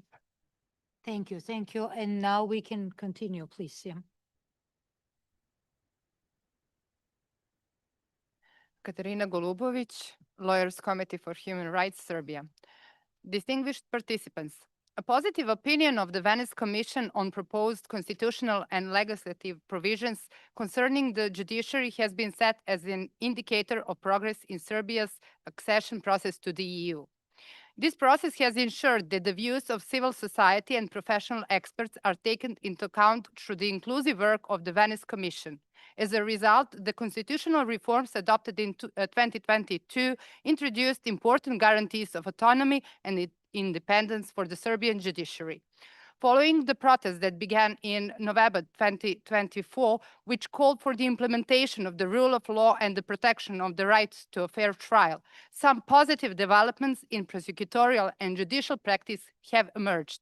In several cases, judicial authorities have taken steps to protect protesters and have demonstrated a willingness to pursue the accountability of political figures in corruption cases. These actions by the judiciary were soon followed by smear campaigns targeting judges and prosecutors. At the same time, the reformed judicial framework has been perceived as an obstacle to political influence, and authorities have sought ways to amend relevant legal provisions in order to undermine this emerging democratic resilience. The previous practice of the Serbian government of consulting the Venice Commission during judicial reform processes has been abandoned, under the argument that the current reforms are of minor importance. In this context, a member of parliament proposed 5 laws without prior consultation with the competent judicial institutions or the professional community. These laws, adopted by parliament in January, changed the organization of the prosecution and the courts, modified provisions concerning the mandate of court presidents, reduced the autonomy of the prosecution office for high-tech crime, and prevented acting prosecutors from continuing their work on organized crime cases. Following a call by the EU for Serbia to ensure compliance with international standards in the field of the judicial legislation, Serbia subsequently submitted these laws to the Venice Commission for an opinion. However, the laws had already entered into force and have already caused certain negative consequences. The role of the Venice Commission, together with the other international actors, is therefore crucial for the further development of democratic lawmaking in Serbia. The response of the Venice Commission regarding these laws will determine not only the future of the judiciary, but also whether the participation of professional experts and civil society will remain an essential requirement in the adoption of new legislation. Therefore, we call on OSCE participating states to invoke the commitments contained in the 1991 Moscow document and to request that Serbian government respect democratic lawmaking and meaningful public participation in all areas of legislation, not only in the field of the judiciary. Thank you. Thank you.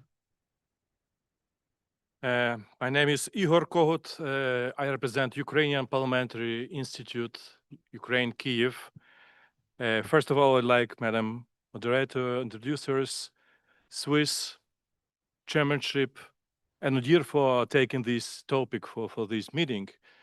For me, it's very not personal, but professional, and I expect professional level of discussion on the issue of democratic lawmaking. That is why I really appreciate OSCE your dear guidelines on democratic lawmaking, which is serve us as a real good professional and documents which assist us as Ukraine in conditions of war, full-scale aggression.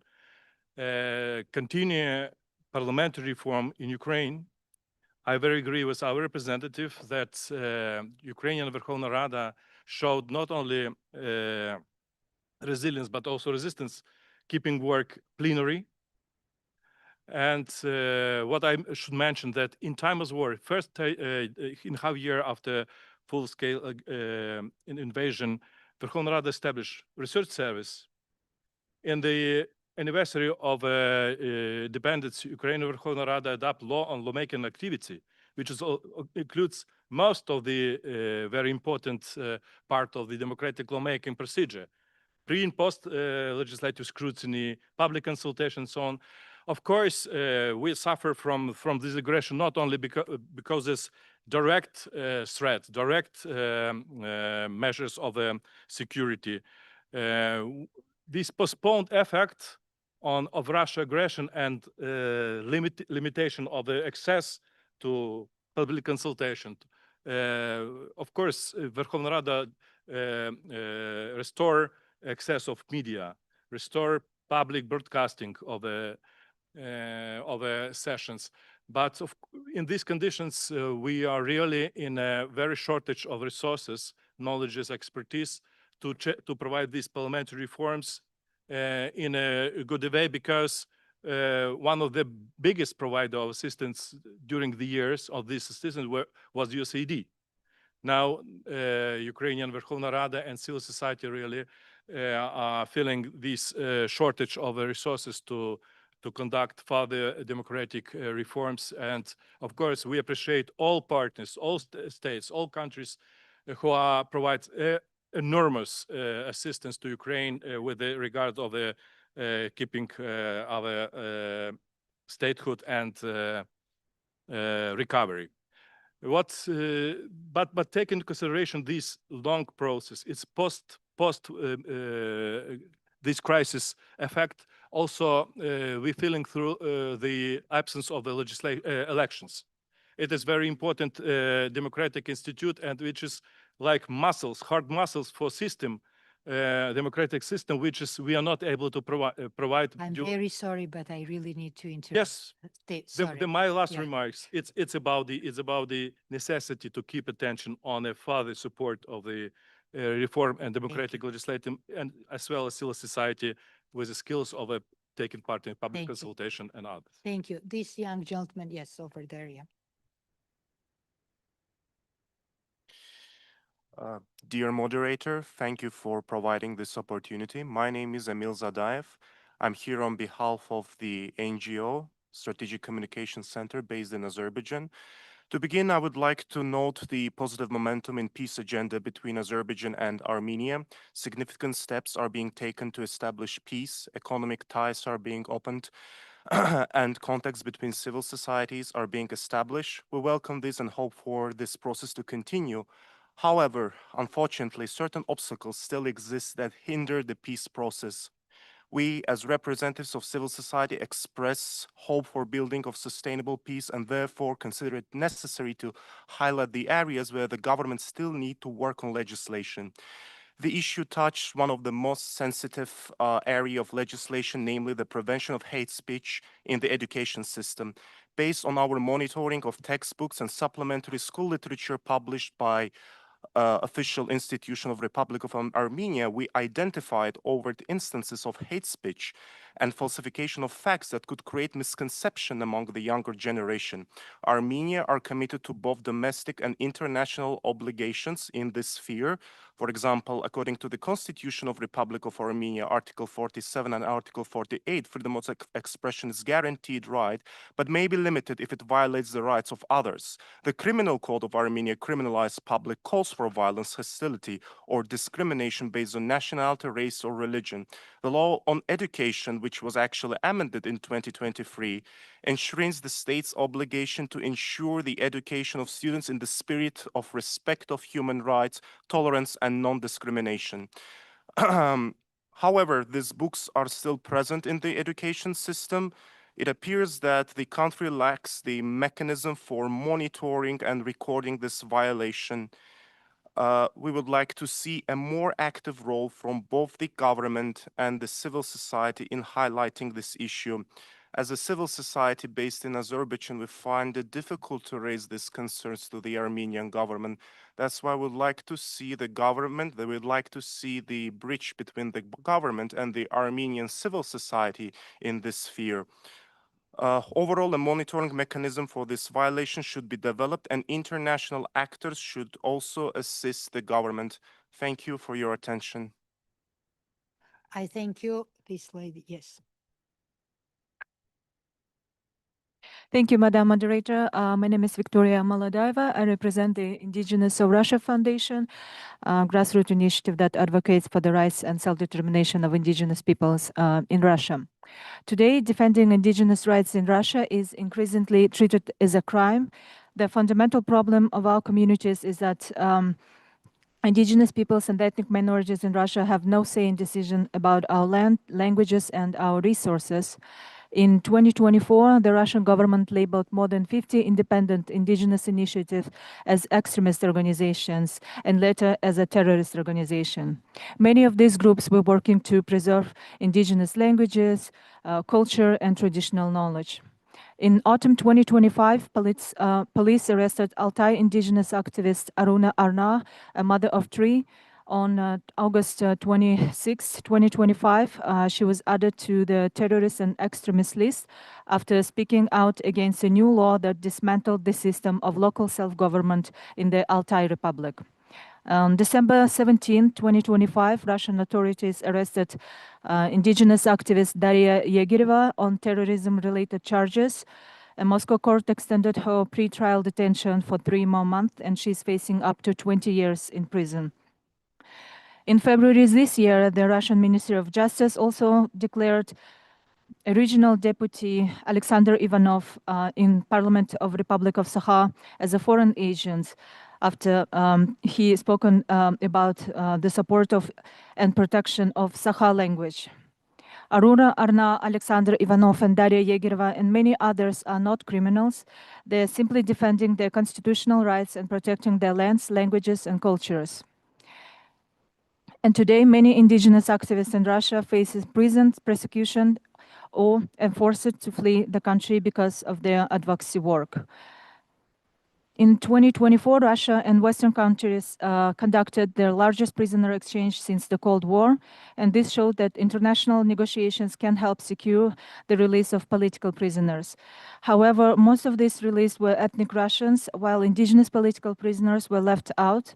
I encourage OCC participating states to include indigenous political prisoners in future exchange negotiations and ensure that humanitarian visas and emergency support mechanisms are accessible to indigenous activists at risk. Thank you. I thank you. Yes, this young, yeah, please. Dear moderator, dear delegates, with your permission, I will speak in Russian. Меня зовут Рустам Жантасов, я представляю правозащитный центр Glotion и правозащитную ЛГБТК-инициативу Request. На примере Казахстана сегодня видно, что демократический откат может происходить не только через незаконные меры, но и через сам законодательный процесс, когда чувствительные ограничения продвигаются быстро, без полноценного обсуждения и без реальных гарантий участия заинтересованных групп. Показательный пример – это закон о запрете так называемой пропаганды нетрадиционной сексуальной ориентации. Поправки о ЛГБТ-пропаганде были внесены депутатами в ходе рассмотрения законопроекта об архивном деле, который изначально был разработан профильным министерством. Эти поправки начали обсуждаться в конце октября и были приняты в течение 2 месяцев. Теперь под пропагандой нетрадиционной сексуальной ориентации понимается публичное распространение информации о нетрадиционной сексуальной ориентации или приверженности к ней с целью положительного формирования образа. Это крайне широкая формула, которая открывает пространство для произвольного трактования, самоцензуры и дискриминации, давления онлайн, так и офлайн. Закон вступил в силу 2 марта этого года. Он предусматривает штрафы и административный арест до 10 суток. Запрет такой пропаганды в образовательных учреждениях, культурных учреждениях, онлайн, а также признание такого контента противоправным. Это означает, что сайты, интернет-ресурсы и СМИ могут блокироваться без судебного решения. Пространство для содержательной общественной дискуссии по поводу закона было крайне ограничено. Государство не провело обсуждений, а независимое общественное обсуждение, организованное правозащитной ЛГБТ-инициативой «Request», было сорвано из-за чрезвычайной ситуации на площадке в ночь перед мероприятием. В результате еще одна возможность для открытого и безопасного обсуждения фактически исчезла. Одновременно в этот период фиксировались полицейские рейды, давление, что усиливало атмосферу запугивания вокруг этой темы. На таком фоне трудно говорить о meaningful consultation в понимании обязательств ОБСЕ. Поэтому международным акторам важно вовлекаться уже на ранней стадии подготовки таких законопроектов, настаивание на консультациях, правовой экспертизе и соблюдении стандартов прав человека. Также необходимо усиливать практическую поддержку гражданского общества и добиваться использования доступных правовых механизмов для проверки таких законов. Спасибо.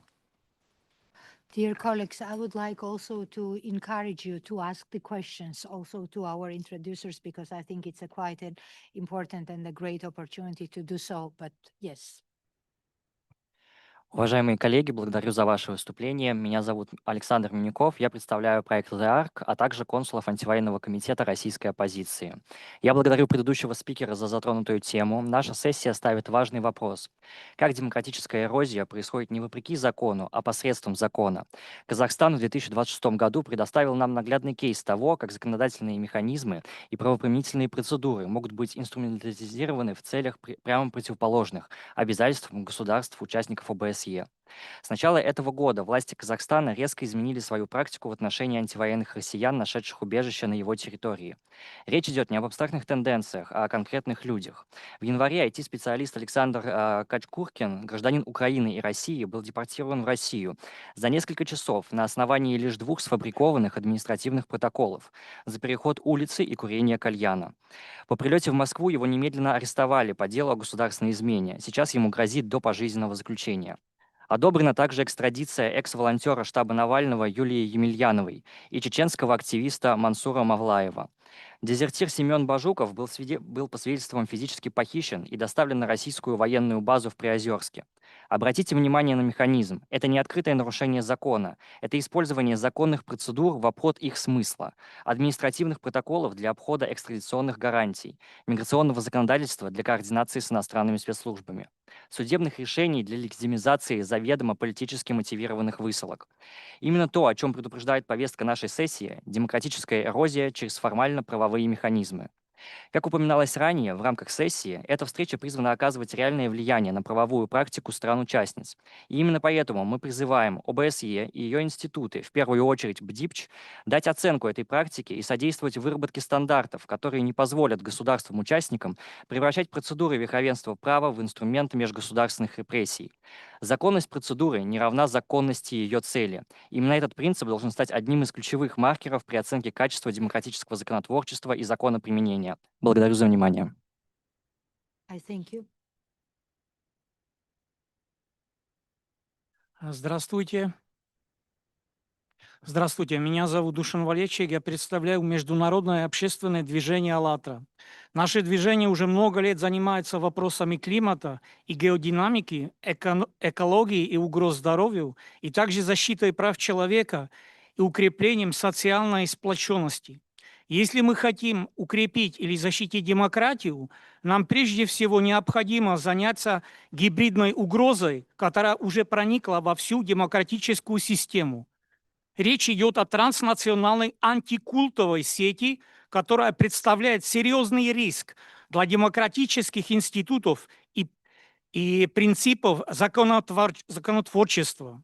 Под прикрытием так называемой борьбы с опасными сектами эта сеть ведет систематическую кампанию преследования религиозных меньшинств, гражданских инициатив и правозащитных активистов. На практике мы являемся свидетелями масштабной информационно-психологической операции, направленной на подрыв демократии и прав человека.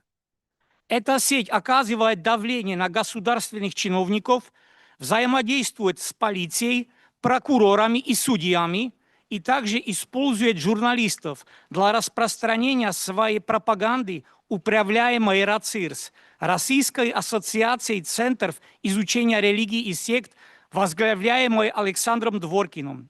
В результате мы наблюдаем опасную тенденцию. Под прикрытием борьбы с сектами предпринимаются попытки влиять на законодательство, формировать судебную практику и менять государственную политику. В прошлом году во время мероприятия ОБСЕ в Варшаве мы обратили внимание международного сообщества на деятельность антикультовой сети и ее влияние на демократические институты. Мы также призвали ОБСЕ начать международное расследование деятельности этой сети, которая осуществляет информационный терроризм, ее связи с ФСБ и ее вмешательство во внутренние дела европейских стран. Поэтому возникает вопрос, какие конкретные меры были приняты для прекращения этой международной угрозы для всех демократических стран? Если международное сообщество не даст этим действиям четкую правовую оценку, то мы навсегда попрощаемся с демократией. Мы хотим пригласить вас на наш сайт-ивент, который состоится сегодня в 17:15 на тему «Антикультовые сети как захват законодательной власти», как стигматизация подрывает демократический процесс законотворчества, где мы подробнее представим вам результаты нашего исследования и доказательства деятельности этой деструктивной сети. Ивент будет проводиться на английском языке с синхронным переводом на русский и немецкий. Спасибо за ваше внимание. I thank you.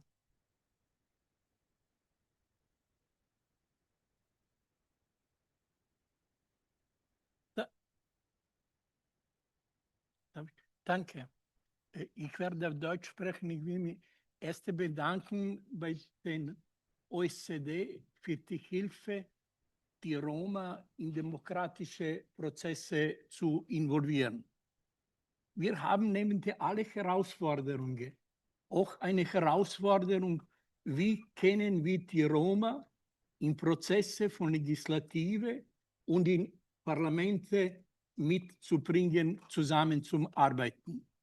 Wir haben heute sehr selten Roma in nationale Parlamenten.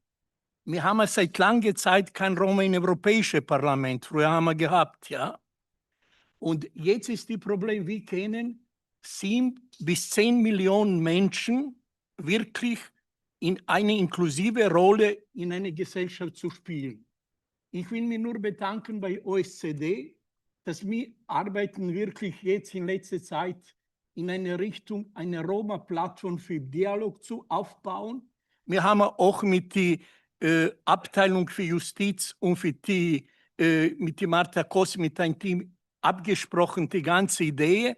Aber für die Idee reicht nicht nur, dass wir Roma, welche war oder sind jetzt Abgeordnete in nationale Parlamenten, dass wir sonst selber etwas tun. Wir können das nicht ohne eine internationale Unterstützung, aber eine wirkliche, konkrete Unterstützung etwas zu machen. Ja? Wir haben in Roma interparlamentarische Organisation, wo sind Mitglieder, Abgeordnete jetzt in nationale Parlamenten oder waren wir früher Abgeordnete, wir haben die Idee sublimiert, wir haben eine konkrete Sache auf den Tisch gebracht, aber wir können allein nicht weiter ohne konkrete Instrumenten. Für das ist besonders für uns wichtig die Europäische Union, für uns ist besonders wichtig der demokratische Schild, über welches Sie reden, ja, er soll uns bringen, aber die Roma von einer Roma-Siedlung können nicht allein in Brüssel kommen und mitreden.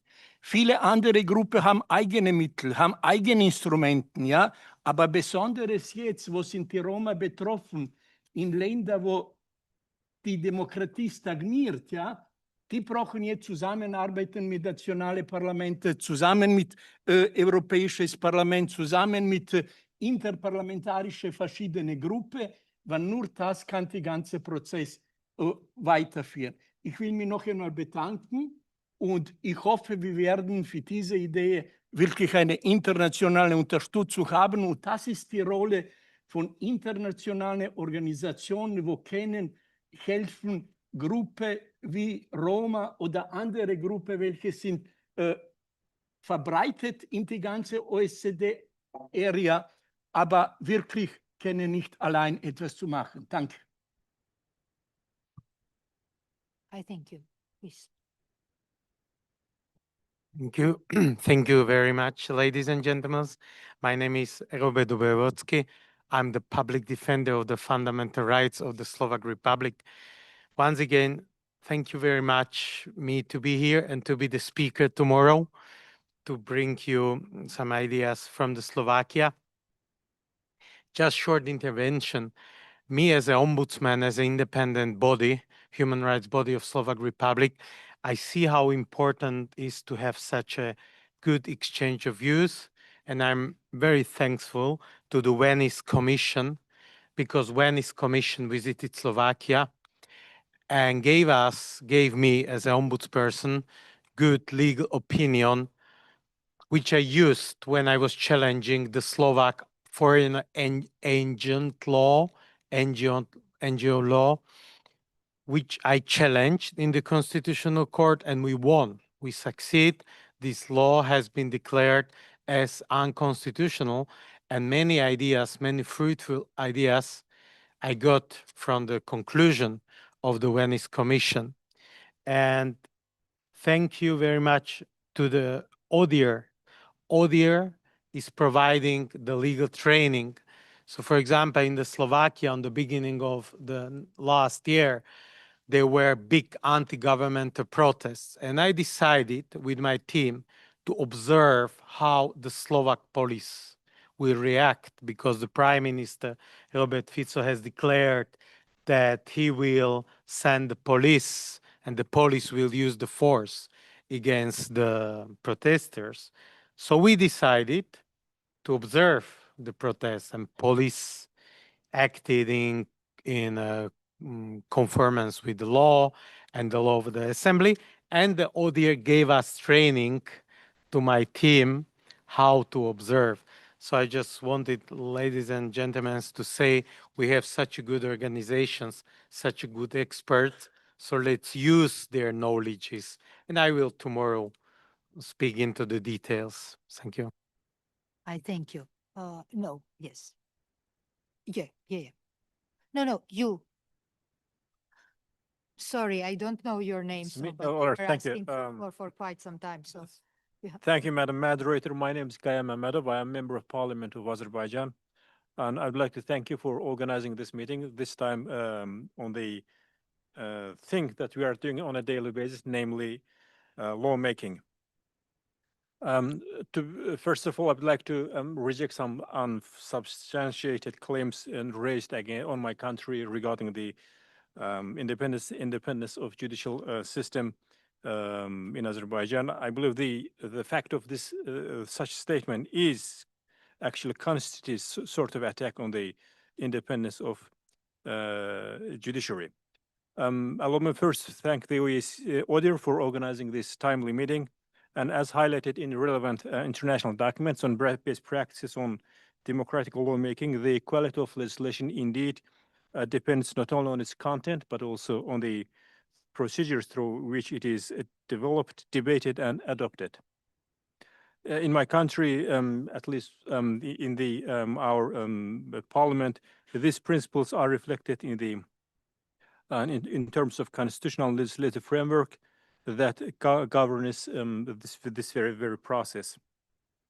I'm guided by your recommendation to focus on the specific issues, specific recommendations that we might get, you might give, Madam Moderator. I'd like to go straight to the recommendation that from Azerbaijan's national practice that could be useful. And in several areas, our legislative framework has some institutional mechanisms that go beyond an existing relevant OECD guideline on democratic governance, and that could be regarded as a useful reference. I believe the things that I'm going to list might be in some other countries, other participating countries, national practice too, but it is, I think, those constitute an important and practical references. For example, every draft normative act is subject to a mandatory anti-corruption expert review. This screening process systematically evaluates whether provision in a draft law could create opportunities for excessive discretion or lack of transparency. Another mechanism is designed to protect legal certainty is the 6-month stability rule, which prevents newly adopted legislation from being amended immediately after adoption unless a higher normative act requires so. This rule helps prevent excessive legislative volatility and contributes to a more stable and predictable legal framework. Azerbaijan has also introduced a fully integrated digital legislative information system. The electronic state registry of legal acts serves as the authoritative source of legislation and allows for continuous updated consolidated text. Finally, on the role of the international actors, we see that their role shall be primarily in ensuring exchange of best practices among interested sovereign states. And lastly, we have very broad network of strong bilateral parliamentary cooperation on which the legislative exchange of experience is one of the key dimensions. Thank you. Thank you. Of course, I'm very sorry. welcome sorry. mention the importance of assemblies, including the OSCPA. Thank you. Thank you. I see yes, exactly. The lady over there. So, I mean, yes, exactly. Уважаемые участники, меня зовут Светлана Чулкова, я депутат Латвийского парламента и член правления политической партии «Стабилитатой», которая представляет интересы значительной части жителей Латвии. Сегодня я вынуждена говорить о проблеме, которая касается не только политики, она касается состояния демократии в моей стране. Речь идет о растущем давлении на оппозицию и свободное политическое выражение в Латвии. Я хочу привлечь внимание к тревожным процессам, связанным со свободой слова и политическими правами. Когда мнение депутата становится поводом для уголовного дела, когда спецслужбы оказывают давление на политиков, а прокуратура пытается через суд ограничить деятельность оппозиционной партии, это уже не обычная политическая конкуренция, это тревожный сигнал о состоянии демократии. В последние годы давление на оппозиционные политические силы усилилось. Особенно это касается моей партии «Стабилитатой», которая представляет значительную часть избирателей русскоязычных.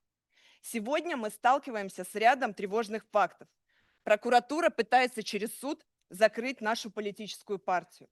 Ведется слежка за политиками, происходят вызовы в специальные структуры, а в личных автомобилях обнаруживаются устройства прослушивания. Заведено уголовное дело против лидера нашей партии Алексея Росликова лишь за то, что он высказал свое мнение с трибуны парламента. И все чаще мы слышим о появлении политических заключенных у нас в стране. На этом фоне принимаются законы и политические решения, которые все чаще затрагивают повседневную жизнь людей, их язык, образование, личную жизнь и возможность участвовать в политической жизни страны. Я хотела призвать международное сообщество обратить внимание на происходящие процессы и внимательно следить за состоянием политического права и свобод в Латвии. Когда оппозицию пытаются заставить молчать, демократия начинает терять свой голос. Спасибо.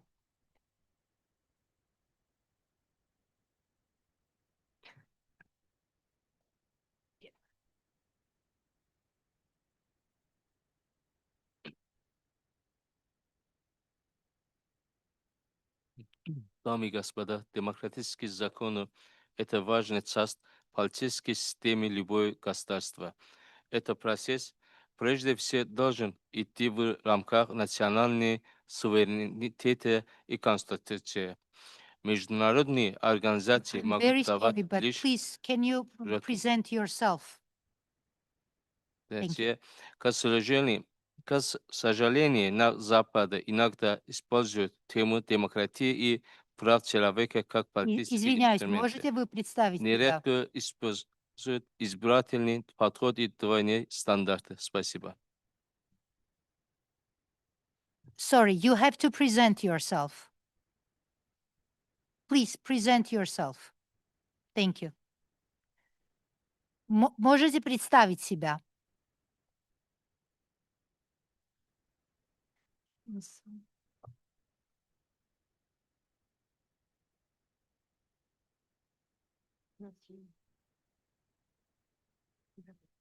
Okay. You can't hear? Go to the next one. Yeah, exactly. Please, yeah, and after, yeah. Maybe someone. Thank you, Madam Moderator. Multicultural Democracy Initiative. My name is Rosa Dunaeva. I speak on behalf of the government of the Chechen Republic of Ichkeria in exile in my capacity as a Commissioner for Human Rights. For more than 26 years, the Chechen Republic of Ichkeria has remained under control and occupation administration of the Russian Federation. I remind you that the Chechen Republic of Ichkeria is a territory that the Ukrainian parliament officially recognized on October 18, 2022 as a temporarily occupied by Russia, condemning the armed aggression and acts of genocide against the Chechen people. Over this period, a system has emerged in which independent mechanisms for the protection of human rights have been effectively dismantled. The situation has become particularly alarming over the past decade as the repressive practices have intensified. Over the last 4 years, against the backdrop of the war against Ukraine, pressure on the civilian population has increased significantly. During mobilization campaigns, residents of the Republic report systematic intimidation, coercion, and arbitrary detentions. People are stopped at checkpoints, summoned to security structures, or detained under various pretexts and subsequently pressed to participate in military operations. Families report that the bodies of many of those killed are not returned, while information about their fate remains unknown. Appeals by mothers and relatives are frequently ignored, and attempts to obtain reliable information are met with secrecy and a lack of transparency. In this context, it is important to recall that under international humanitarian law, in particular Article 51 of the Fourth Geneva Convention, an occupying power is prohibited from compelling the population of an occupied territory to serve in its armed forces or to participate in military operations against another country. Nevertheless, the testimonies we receive indicate that residents of the Chechen Republic are being coerced into participation in the war. Since 2017, numerous testimonies have also pointed to a systematic pattern of unlawful detention, torture, enforced disappearances, and extrajudicial killings. In January 2017, at least 27 young Chechens were reportedly detained, tortured, and killed. According to available evidence, their bodies were secretly burned and later reburied multiple times.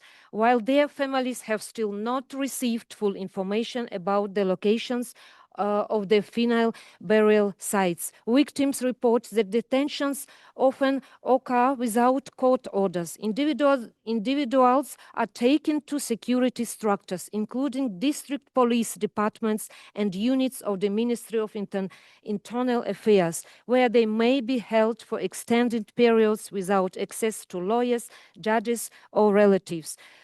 Survivors testify that cruel methods of treatment are used in these facilities, including beatings and the use of electric shocks. Many individuals who pass through such places of detention live deeply traumatized, fearful, often unable to return their normal lives. Particularly concern also arises from the practice of collective pressure on families. I'm very sorry, but I really We need to remain ready interrupt to you. cooperate with international institutions and to provide the testimonies and materials we have collected for further analysis and legal Thank you. assessment. Thank you. Thank you. Please. Exactly. Yeah. Thank you, Madam Moderator. Sharov Azizov, JPTI based in Geneva. Distinguished participants, JPTI wishes to draw attention to the recent legislative developments in Estonia concerning amendments to the Churches and Congregations Act, affecting not only a large community of Estonian Christian Orthodox Church, but potentially any religious group maintaining canonical ties with the mother church or religious authority outside of Estonia. including Catholic communities and transnational religious groups. These legislative initiatives raise serious concerns regarding compatibility with international European standards on religious freedom and relevant OSCE human dimension commitments. These standards protect not only individual religious freedoms, but also the collective autonomy of religious communities to be free from outside state interference. In this context, JPTI wishes to strongly commend the President of Estonia, Mr. Alar Karis, for acting as a constitutional safeguard for refusing to promulgate the amendments and referring them to the Supreme Court for constitutional review. These actions demonstrate principled leadership in defending constitutional guarantees of Estonia's international obligations. At the same time, the current example of legislative process raises serious concerns regarding the growing securitization of lawmaking in Estonia. The contested amendments appear to have been significantly influenced by security narratives promoted by the Estonian Internal Security Service, KAPO. JPTI therefore respectively urges the government of Estonia and in particular the Ministry of Interior under which KAPO operates to reconsider this approach, withdraw the contested amendments, and engage in meaningful dialogue with affected religious communities. Resolving this matter responsibly before the Supreme Court renders its judgment in June this year would demonstrate Estonia's commitments to international religious freedoms. JPTI also wishes to inform OSCE participating states that it has formally submitted documentation to the United States Commission on International Religious Freedom, requesting preventive monitoring of the situation and consideration of Estonia for placement on its special watch list. In this regard, we respectfully call upon the United States delegation present at this meeting, as well as the personal representative OSCE chairman in office, on combating intolerance and discrimination against Christians and members of other religious groups, to take note of these developments. Democratic resilience in lawmaking requires vigilance not only against real or trumped-up security threats, but also against erosion of fundamental religious freedoms. Thank you. Thank you, dear colleagues. I mean, I think that there will be one final comment. Yeah. Please. And then we need to move to the right of reply. So.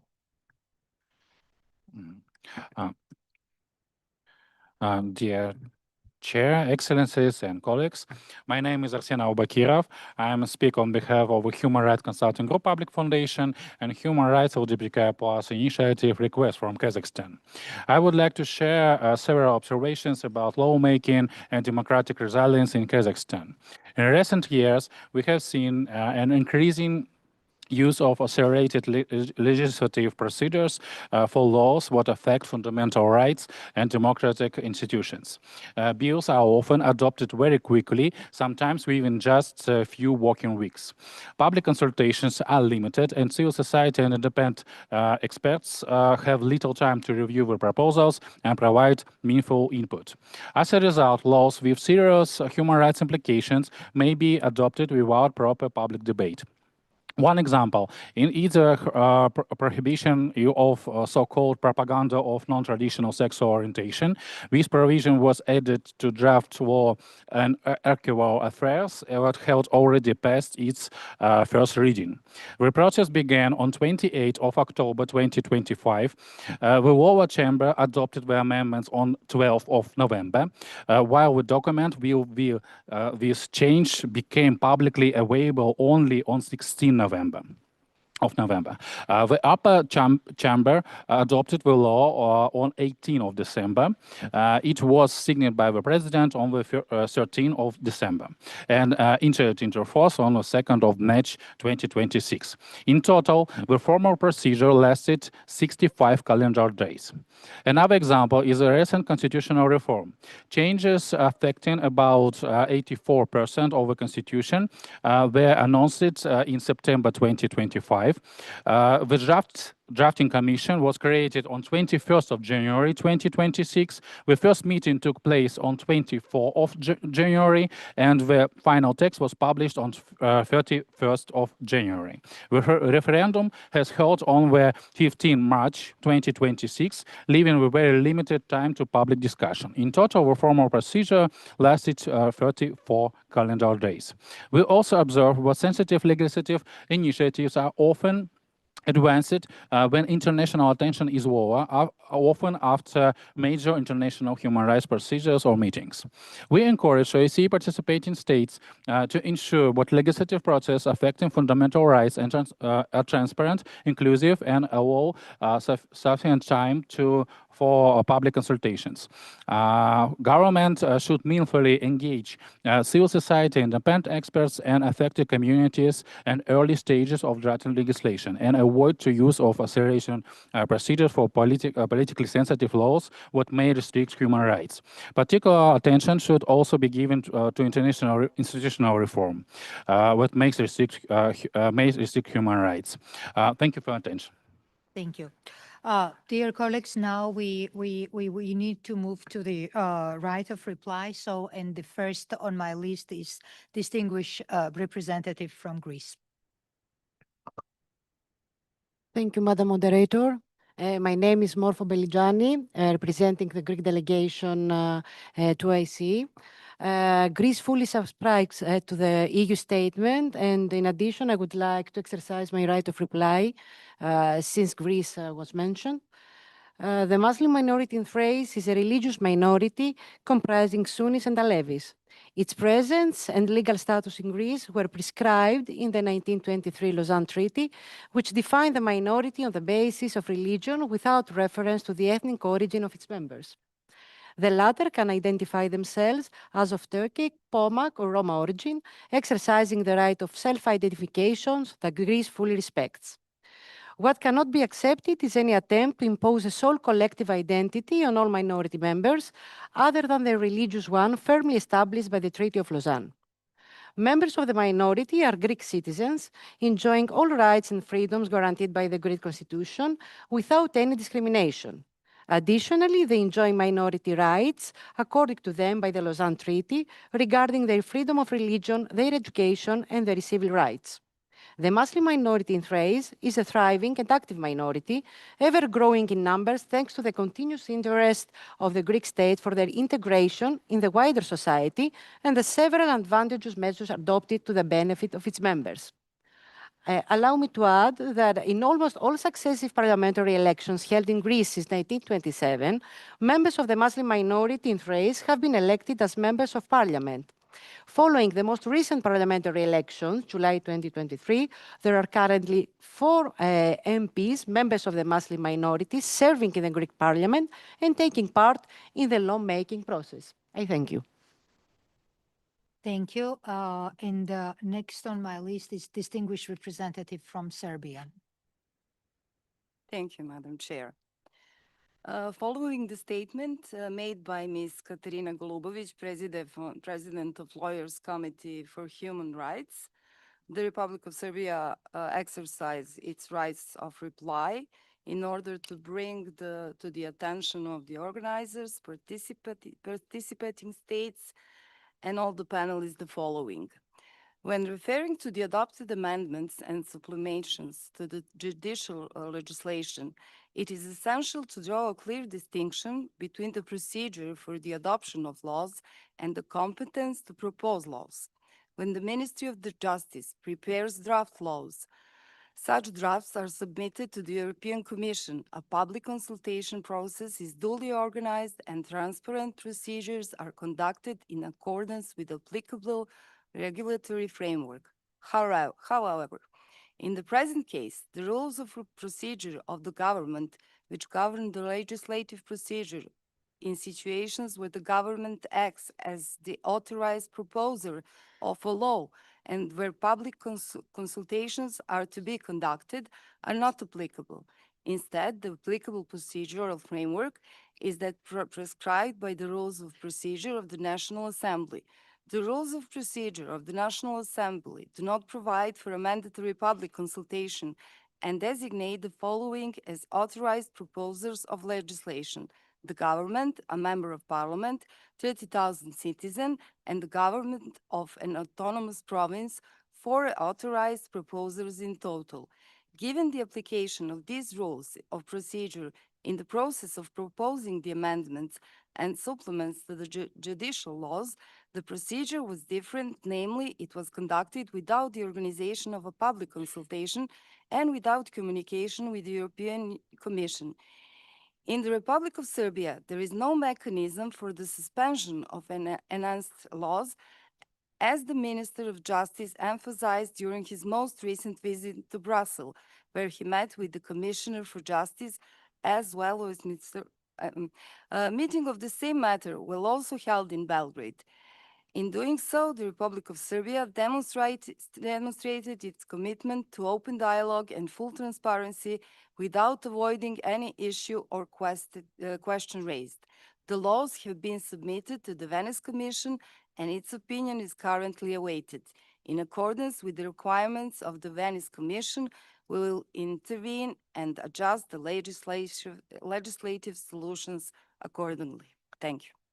I thank you, dear colleagues. Now, in the interest of time, I think we need to start wrapping up the session. And would like to thank you for these very insightful discussions, comments, suggestions, questions you had. And with your permission, I will start in reverse order. So please. Thank you very much. And thank you very much for all of these inputs and this very rich debate and exchanges. I come away with several points. First, I really value, and I think we need to value these spaces that we have today where we are able to speak out and to listen to one another. I think this is certainly something that needs to be preserved, and it's a first step down the right direction.